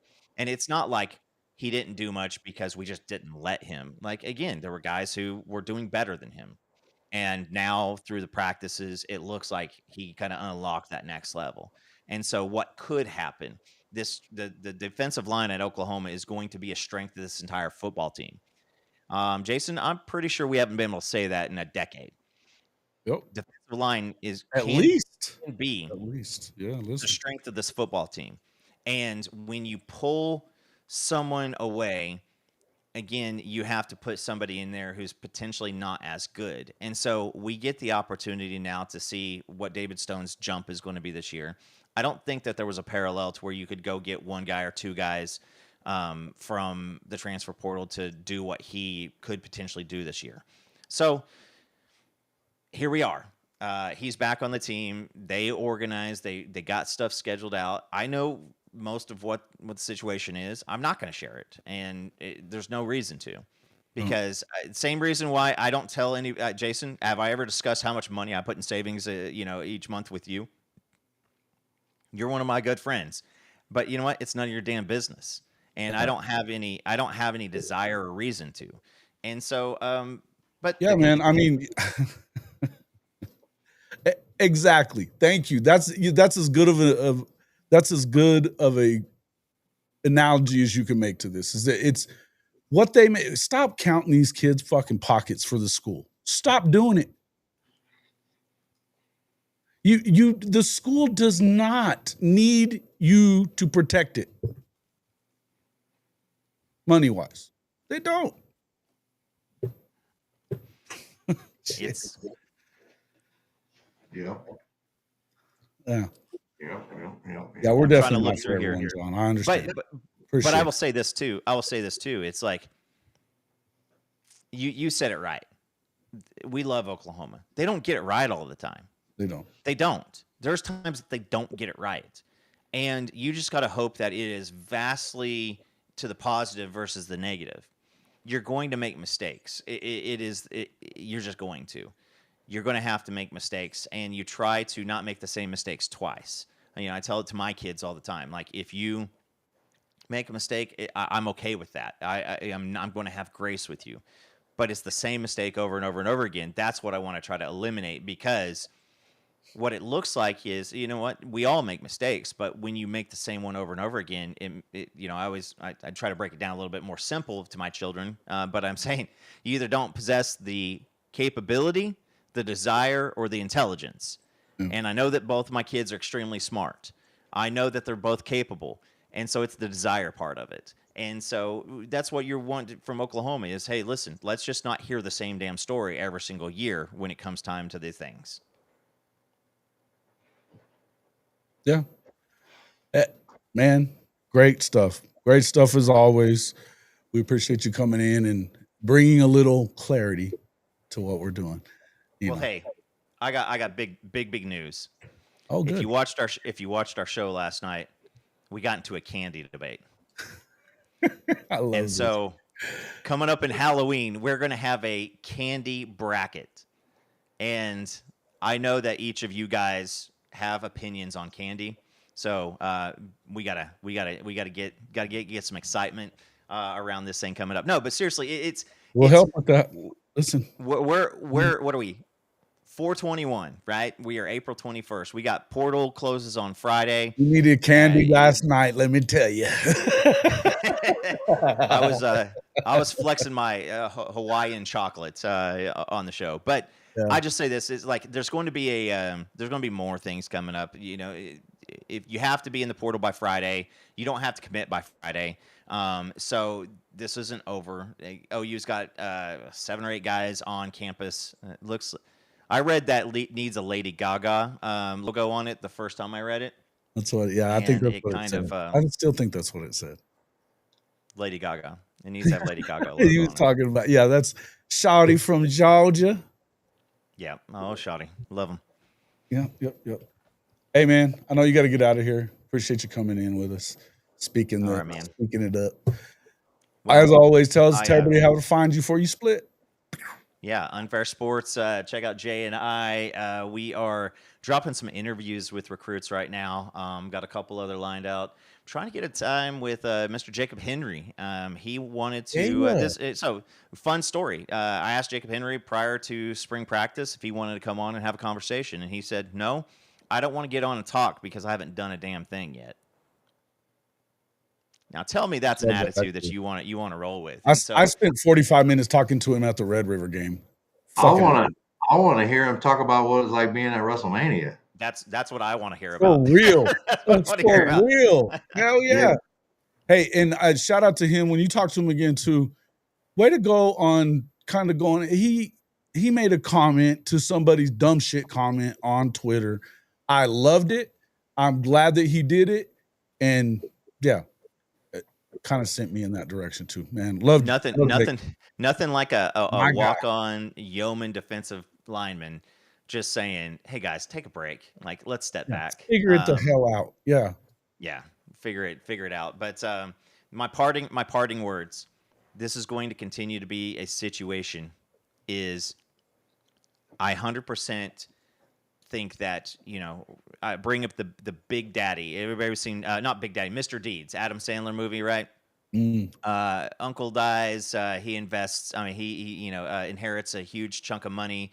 He's having a conversation with quarterback of the team that he's owner of. Yeah. And he says, well, you're asking for a raise. We just gave you one. If you had a bad year with would you be okay with us giving you a pay cut? And he says, shit, no. And he's like, no. Guys, that's what's happening now is it is a pay-per performance. You got to you're going to make what you earn. It's, you get your appearance fee your first year in, and then it's time, you can come in. Do you want to work your butt off and get another raise? Do you, sometimes it may be out of your control. You may just have players in front of you that ain't going to let you have some snaps. And so that means you got to grind a little bit harder. And I mean, look at Mike. Last year we were wanting to see more and more and more of Michael. He's going to get his chance this year. If you're okay with looking at a guy on the team and going, man, I don't know if look at Jackson Arnold. I'll pile on him. Is a lot of us would say, well, let's maybe do a pay cut because he wasn't really that guy, and we would have been okay with that. Yeah. And I think that when it's the result is potentially losing the player, people get a little bit, no, hold on a second. Let's redo this whole thinking. Well, but you're going to have to take it. You're going to have to take it 100% or not at all. I said, I think that right now we're in that transition time, right? Yeah. We're in that transition from old way to new way, but and I think that there's got to be context involved to what we're talking about. It's not a case to case, it's a case to case basis right now. moving forward, yes, it's going to be on whatever, but I will repeat what I said on K. Chris's show the other night. Folks, they don't, in the pros, they pay you for what you're about to do, not for what you did. New contracts for free agents goes based on what are they going to do now? What they're in the prime of their career. We're going to pay them like they're in the prime of their career. When they're finished with the prime of their career, and when Patrick Mahomes just got paid because of what he's done, but what they expect he's going to continue to do for at least a little while, right? At least a little while. But the truth is, the best ones are always going to pay that way. They're not going to pay you for the past. You didn't pay Joe Montana the same amount of money at the end of his career as you paid him in the middle. I mean, look at Russell Wilson. Look at Russell Wilson. He is not getting the contract that he got when he got traded to Denver. Well, no he shit. Is getting these one year. You got to show me and you got to prove it. Absolutely. And I think that we're going to start seeing more of those situations come in. You take a flyer on a guy with a very, very incentive-based contract. I'll bring up Jonte Cook, the wide receiver who left Texas, went to Oregon, was there for like a minute and a half. Washington, and then got kicked. Yeah. So with him, there's some interest with OU. And it's cheap. I think it's hey, listen, if you want to come in and you want to show us what you're going to be willing to do, it's going to be incentive based. You lose money for bitching about swimming trophies, all that stuff. Like if you want to take a shot at that, go for it. But you better be damn sure that you got a culture in the locker room that's going to be able to have guys who walk in and be like, no, because it doesn't just need to come from the coaching staff. It needs to come from the players. So if we went out and we pulled up a previous 4 or 5 star safety, and it is just a depth piece, and if he shines, then you get some extra money. Like he's going to need Hardy and Boganowski and RSJ and Reggie Powers. He's going to need those guys to step in and come in and go, all right, here's what we're expecting of you. Here's what we're doing. And you're going to need some accountability. And that's a tricky place because you got accountability mixed in with a little bit of, warring NIL deals. And college football is going to continue to go through a little bit of a transition phase for a little while now. And it's not going to go away. Right. Yeah. John Russell, 2 words, hell no. I would tend to agree with that on when I mean, listen, if the guy shows up on campus. Listen, if it's something that this staff decides they can handle, and they're going to know whether or not this locker room can handle that addition, then that's one thing. And I think that when you start looking at what is he now, what is Jonte right now, Jonte knows that Jonte's in trouble. You know what I mean? He knows that he's probably, if he's not on his last chance, it ain't far away. Well, and again, what do you want to give? A lot of the rumors, John, you just mentioned Micah Hudson. Mm-hmm. Apparently the dude smokes himself stupid. Mm-hmm. And is that something you want to bring in? Is someone going to be able to like, I'm firing through 5 or 6 blunts a day, and you're like, make it 0 and you can be on the team. If you think that guy's words of saying, yeah, I'll cut it out right now, that ain't gonna happen. Like you gotta be selective, and you gotta have your conversations. I think a lot of conversations with coaches are starting to happen more often. Yeah, no doubt.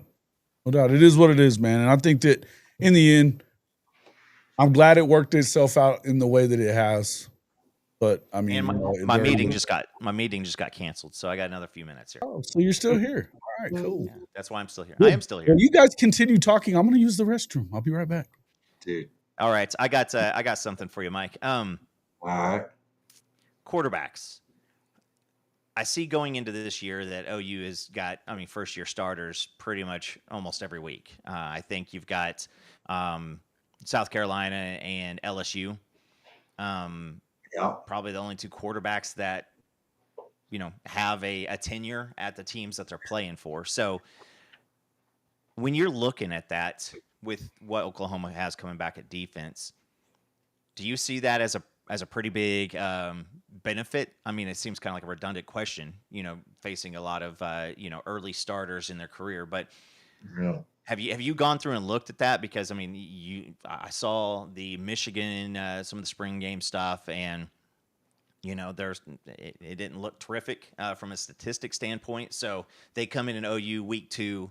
They're going to be starting somebody who, I mean, I guess there is a wait and see scenario. Do you go with somebody with a little bit of a more experience, less talent, or somebody who's younger with an extremely amount of talent? What do you think about these? I advantage OU. That's what I think about it, to be honest with you. And here's why I say that is we got the best defensive coordinator in the game. You know what I mean?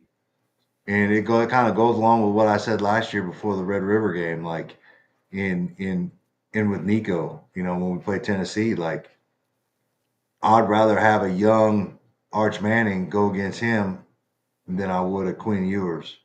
I feel like you can win in disguise and trick them and fool them. Same with Nico. I was glad we got him earlier in the season. I thought he'd be a lot better later in the season. Don't know if that really panned out, but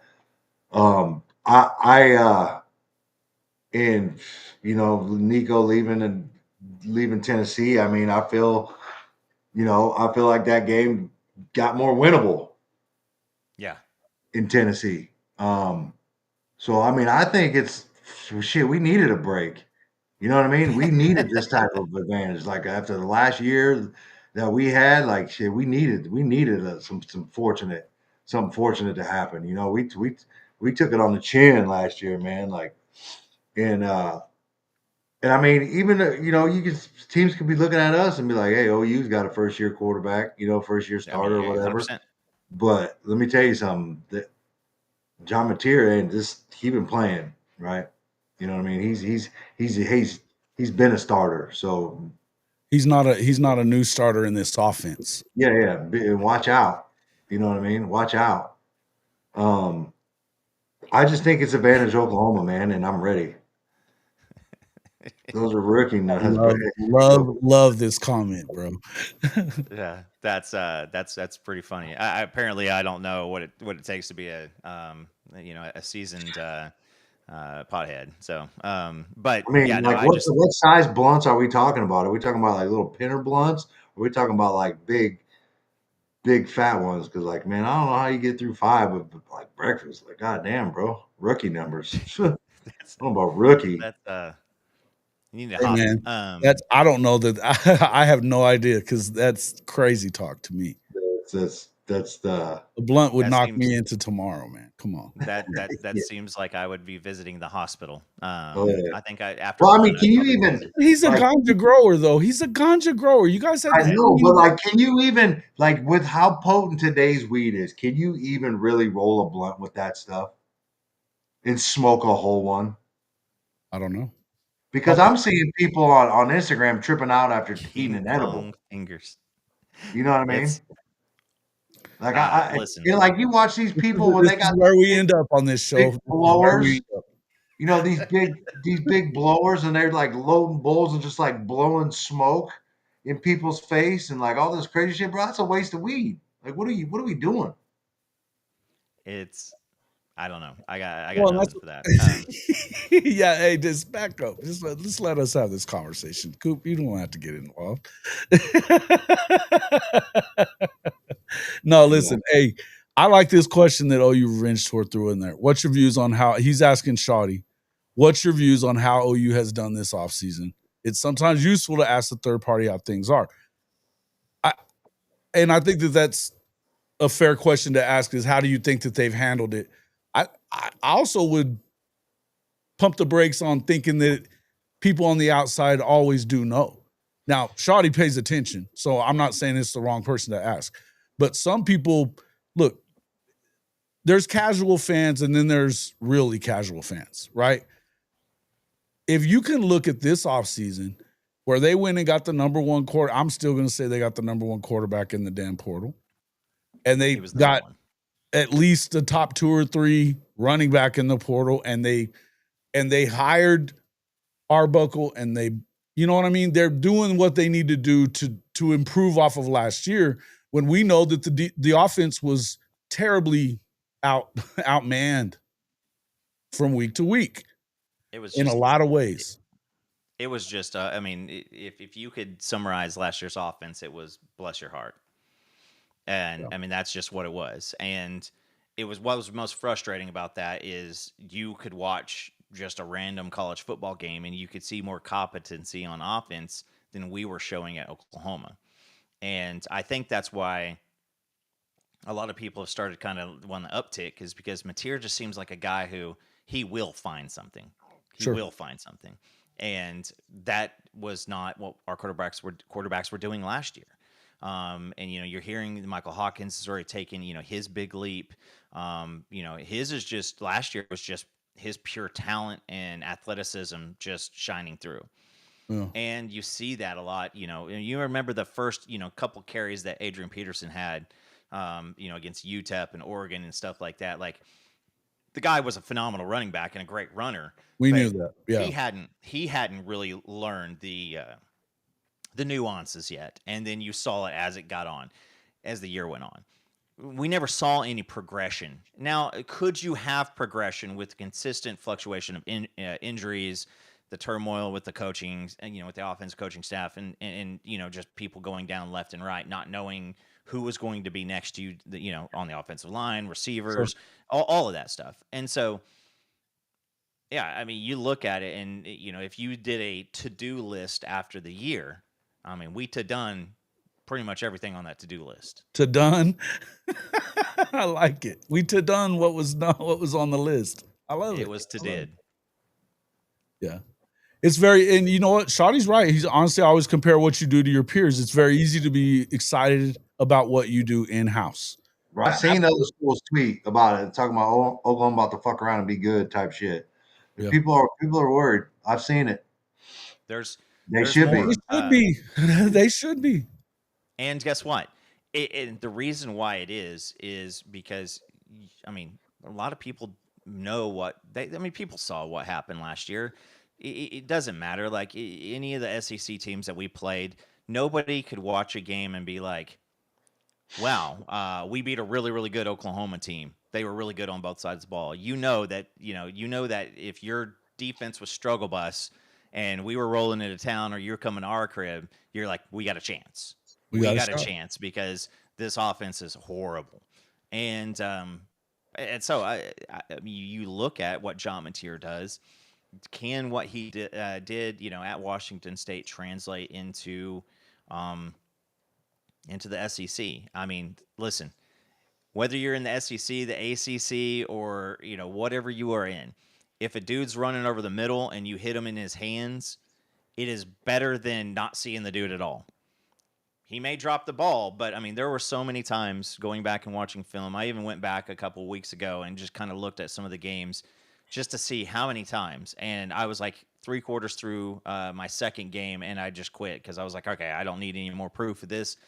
We had so many times guys just running by themselves, and nobody saw it. Whether it was coverage, whether it was you know, protection on the offensive line, or, you know, just a bad read. But I mean, again, it just looked like there needed to be some, you know, Charlie Chaplin music in the background of our offense, you know, when we were out there. It looked laughable. And I think that the standard is what it is for offense here at Oklahoma, but it's crazy to go from, like, you know, 3 NFL draft picks to that. And it's the opposite of what we were on defense. Facts. Big facts. Yeah, that's why, and I think that it's easy to say, hey, if the defense is on par with what we saw from it last year, which, you know, I've been on record as saying I think that this is the best defense in the SEC right now. I do think that. Now, it may have changed a little bit if Stoney walks out the door, because I think Stoney was getting ready to have a different type of season, right? I do. I don't know that he was going to necessarily shoot to the top, but I think the fact that you got a guy, you know, look, when you start thinking about, you've got seniors that left that were taking some of those snaps up. You were talking about this earlier, Coop. You know what I mean? And I think you still may have a guy in Dominic Williams that may play in front of him a little bit, right? You may. But I still feel like he's going to be in that quick rotation, the top 2 on, both positions or whatever. And I would tell you that it's going to change things a little bit. I think it's going to change. You have to. When Clemson was Clemson and Brent Venables was there, it wasn't the fact that they had 2 high-round draft picks starting on the defensive line. It's the fact that they had 2 high-round draft picks, 2 up-and-coming high-round draft picks, and then 2 like mid-tier draft picks. And they had 6 deep, and they just kept on wheeling out dudes. And it's not like you could watch somebody go off to the sideline and be like, oh, thank God he went to the sideline. Like, it was a deal to where it did not matter if it was the first D tackle or the 5th D tackle. Those guys were ballers. And that's what you have to have in the SEC. That's why Clemson could stand up to Alabama. That's why Clemson could stand up to these larger teams, is because they had those guys. And so Stone is not, and again, I would say that on defense, you got to put 11 names down to start. But the rotations that we use on defense, a lot of guys will be a player. A lot of guys will be out there doing big things and seeing snaps. And you're going to need, out of Stone, you're going to need that jump, because if Stone makes a jump, and if Marvin Jones Jr. is what we continue to hear what he has shown in camp, you got a situation where at no point can you go out and double team a couple different guys on the D line. Like, you're going to double team somebody, but everybody else is going to have one-on-ones. And I think that this defensive line is finally to a spot to where you've got guys who can win more often than not and make impact plays. And I'm not talking about winning when you're up 45-6 and, they have to pass the ball. But I'm talking about winning early, winning often. Getting hits on the quarterback, getting hits on the running back, making them go, you know what, I'm tired of this crap. I saw it in the Tennessee game. I've spoken about it several times. I saw one of the tackles walk over to the O-line coach and scream in his face, I'm tired of this shit. Because the dude was getting pushed back into the quarterback, into his own man, ending up on the ground play after play after play.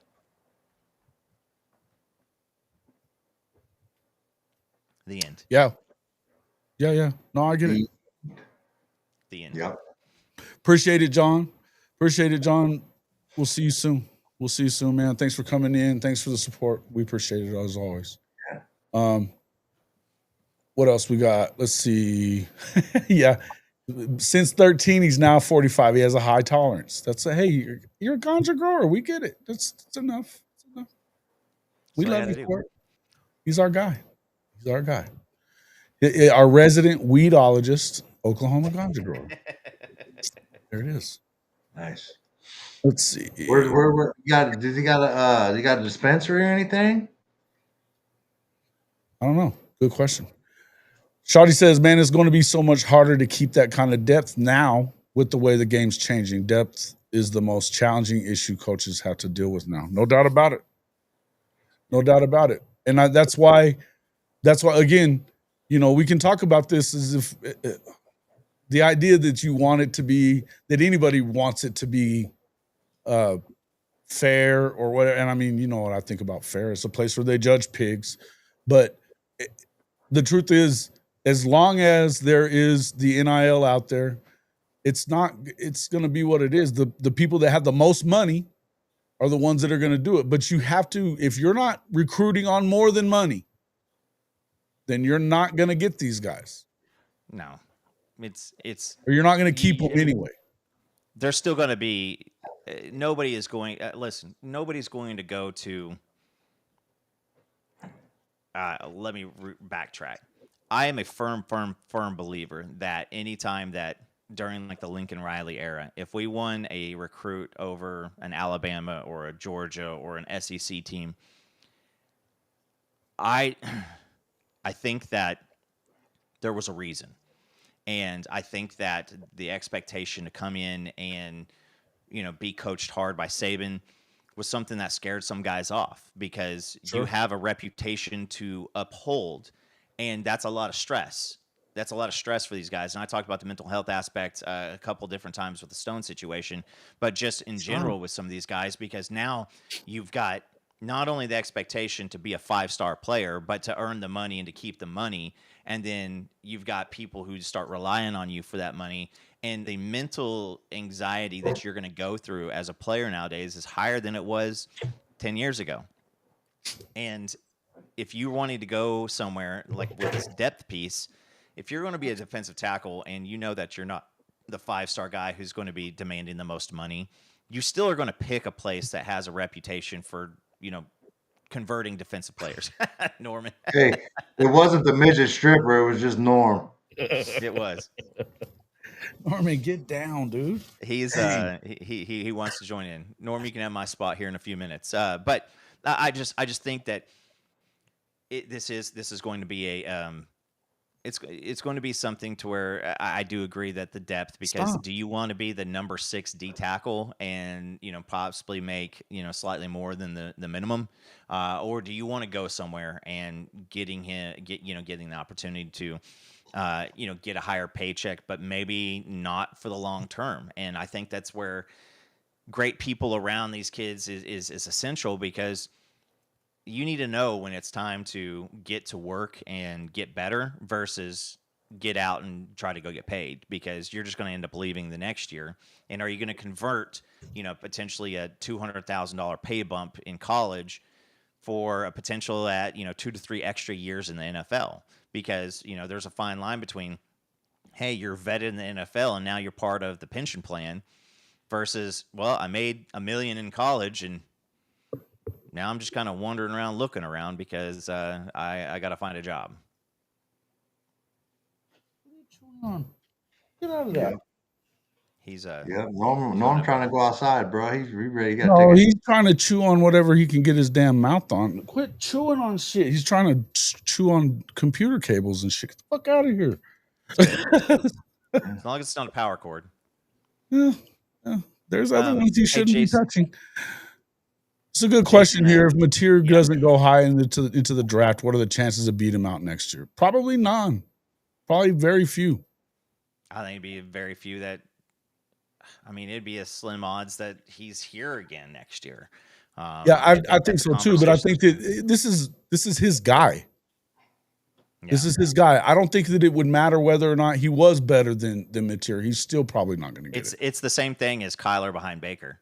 That's exactly right. I mean, it's Baker. Baker did nothing to give the job up. He was still a high performer.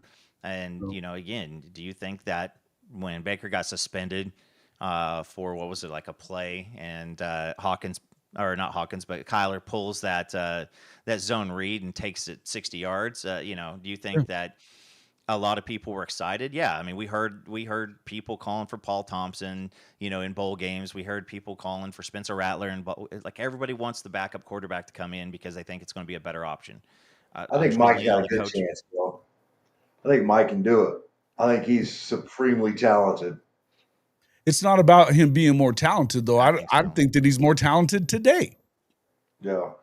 Yeah. I think that he's got a higher ceiling as far as physical attributes and capabilities.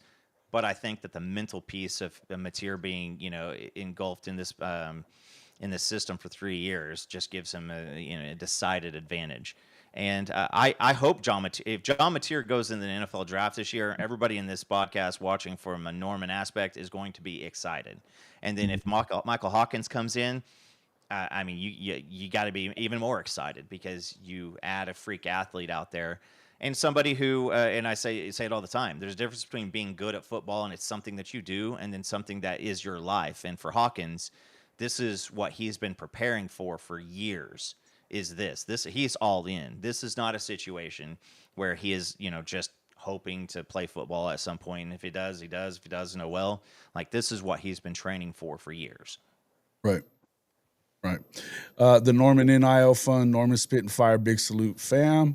Thank you, Bishop Frank, for the super chat. We appreciate that as always. Yeah, hey, listen, and Norman hitting the transfer portal, I'm gonna tell you something. His ass price is high.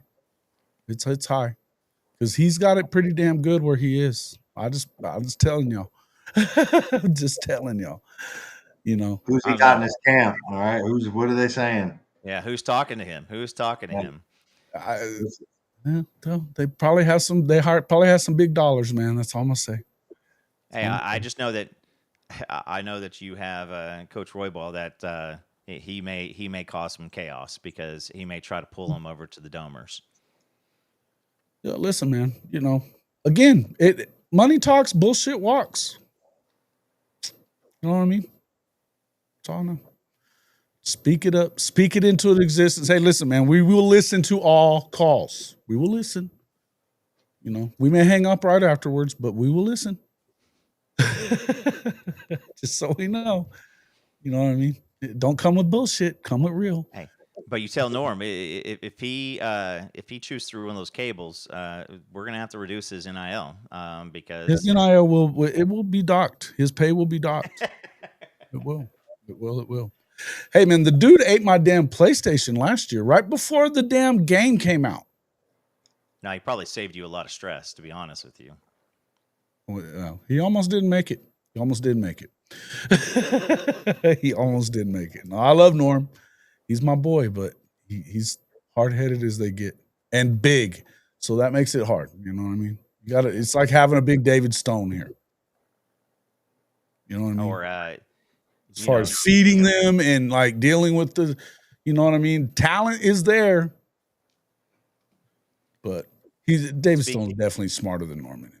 Speaking of big, so I did interview with Toa Katoa, the big 26 line from Euless. That's coming out soon? It came out today. Yeah, it came out today. So after you're done here, go check that out. But man, I tell you this, I wish I would have gotten a chance. Well, I don't know. I don't know if I wouldn't be part of the commitment craziness with your son, but I wish I would have got a chance to interview him before. I know that it got down to the end of the process with Mike, but man, I tell you what, you listen to that interview, and he declared nothing to me. But listen to that interview; he sounds like a Sooner guy. If we will have him, I think that's going to be a beautiful connection. But bro, his dad did the interview, not from like I need to be in here, but just he's just a supportive dude, just a phenomenal conversation with them, and we did it right before Easter, so we launched that this morning. So go check that out. But 360, 350-ish in that range for Toa, and that dude, again, you get that poly pipeline going a little bit more. You got the big family, man. It's just an exciting dude who likes to hurt some folks, and he's talking about working on getting 60. Yeah, working at getting better at getting to the second level. Tell me, if you're 360 pounds and you're coming at a 190-pound 6'1" defensive back or safety. Oh my God, that's not fun. I mean, that's not fun if you're Kobe McKenzie. That's not fun if you're a big linebacker. Like, that's just not fun. And it was. It's not fun if you're David Stone. Those are the type of guys that linebackers, like, you just avoid them. You know what I mean? Yeah. You don't want to engage with those dudes. You just avoid the shit out of them. Like, be faster, undercut them. You know yeah, right. Yeah. Clip him and move along. Yeah. He comes running. You don't want to square up on those dudes. You're going to lose. You got a hamstring pull as soon as he has you in the sights and lined up, because if you're gonna it gets a hold of you like that, you just fall, just go down, because he's gonna take you to the sideline, and you're gonna look like a big dumbass. Just if he gets up next to you, just pull him down on top of you, bro. Just take that knee and put him down. That's sketchy too, though. 360 on top of your ass. It's okay. You don't want to have 360 driving you 20 yards to the sideline and then landing on you. And to make it even worse, you hope it's not your sideline, right? Because then all your friends see it. Now, if it's on the other sideline, they're going to be talking shit. So just take that knee and pull them on top of you. Trust me. Mm-hmm. It's been pretty fun. Let's see here. He says he's got his dates. I think he posted that on the April 2nd, but he's down to SMU, A&M, and OU. And so just Euless Trinity, a big-time program down there. My uncle, who is a Polk fan, has brought up, he covered him for the Dallas Morning News. And, that's the type of guy that you let off the bus first, because when that bus kind of lifts up a little bit, you just start going, holy hell. So when we're doing the Walk of Champions, you'll see Toa. Shit, that Alphalava kid's a fucking giant, bro. Yeah, and Darius, another guy. Another one that, Chris Mason always says that dude would block his grandmother to get into the end zone. Hey, he will throw his grandmother like we do after the extra points at in the stadium. Like he would toss. Yep. And what's crazy is, I mean, you're starting to see more of these guys come through that the Polynesian and you got Toa, coming, potentially now. You've got Jaden Jackson in the fold, Afalava in the fold. Like these things are starting, and they want more. And Polynesian pipeline's a good thing to have. You got to realize too who's our like director of recruiting or like on campus recruiting too, right? So I love it. I'm pretty sure there's something to do with that as well. Yeah, and I think that's your title. I'm not sure. Yeah, so you got Toa.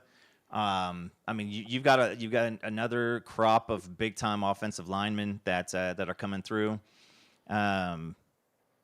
I went to Euless Trinity 2 years in Tulsa Union. Yeah. Tonga, those tough cats.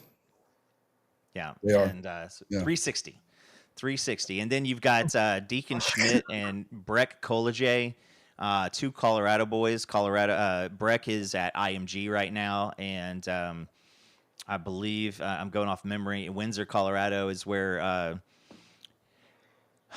Deacon Schmidt's at, and man, there's just a lot of conversation going on, and so that's another big thing with this David Sohn thing too. Just to kind of circle that back is, that IMG pipeline. You still have Jaden here, and that's terrific, but you keep that going. Though I don't think IMG probably with the current setup that college football is heading towards. I don't know if IMG is going to necessarily be a massive benefit for a lot of these players, but you want to keep it until you don't have to have it anymore. But there's a lot of big time guys at IMG, and so you want to keep that pipeline running. Absolutely, dude. And then kickers are shit. Listen, we just need one of these kickers to commit today. This sucks. Mike Leach is staring down from heaven saying, "Hey, you know what? Screw it. Don't even kick." But I think, again, Gonna probably need a kicker or two. Gonna probably need a kicker or two. Yeah. Yeah. I feel like ever since we kicked the burrito, we have just kind of been scrambling. Well, hopefully, I feel like that's the beauty of having a guy like Nagy, though.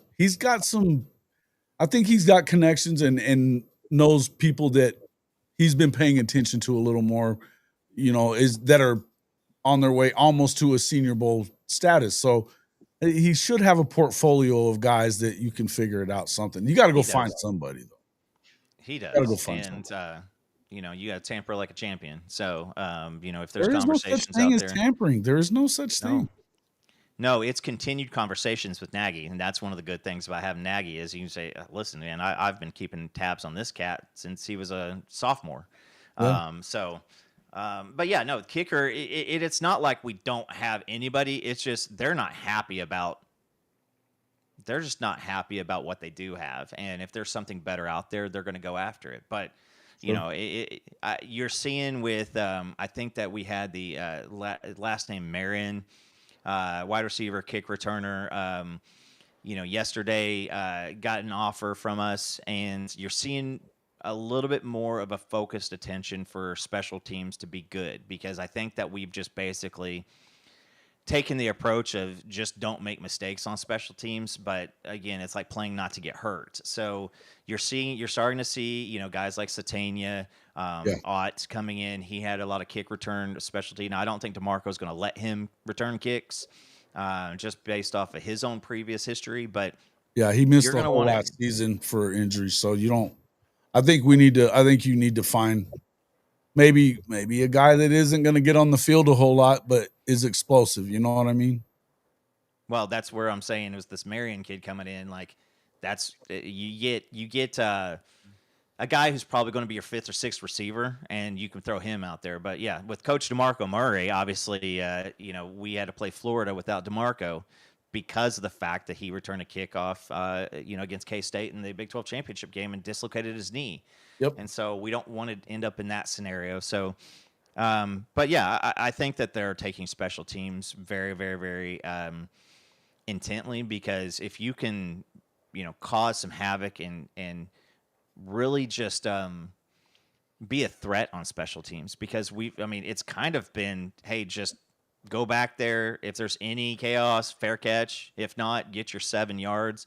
But, what's the difference in taking the ball, catching the punt at the 2-yard line, which you shouldn't do, but for the sake of the example, getting your 8 yards and then starting from the 10, or getting 30 yards and starting, out at the 30? Like, that's a big difference in how you approach the game. Yeah, no doubt. It's important, man. Look, I said this a bunch when it came to, and I still think it applies to Lincoln Riley where he's at right now. The fact that they never wanted to have a coordinator or really paid that much attention to it, it hurt them in certain situations. We know it hurt him in the Rose Bowl game. We know it hurt him whenever he got to USC and they played in that Tulane deal, the first time that Mario Williams ever is a returner ever. And, the one thing you couldn't do was what he did.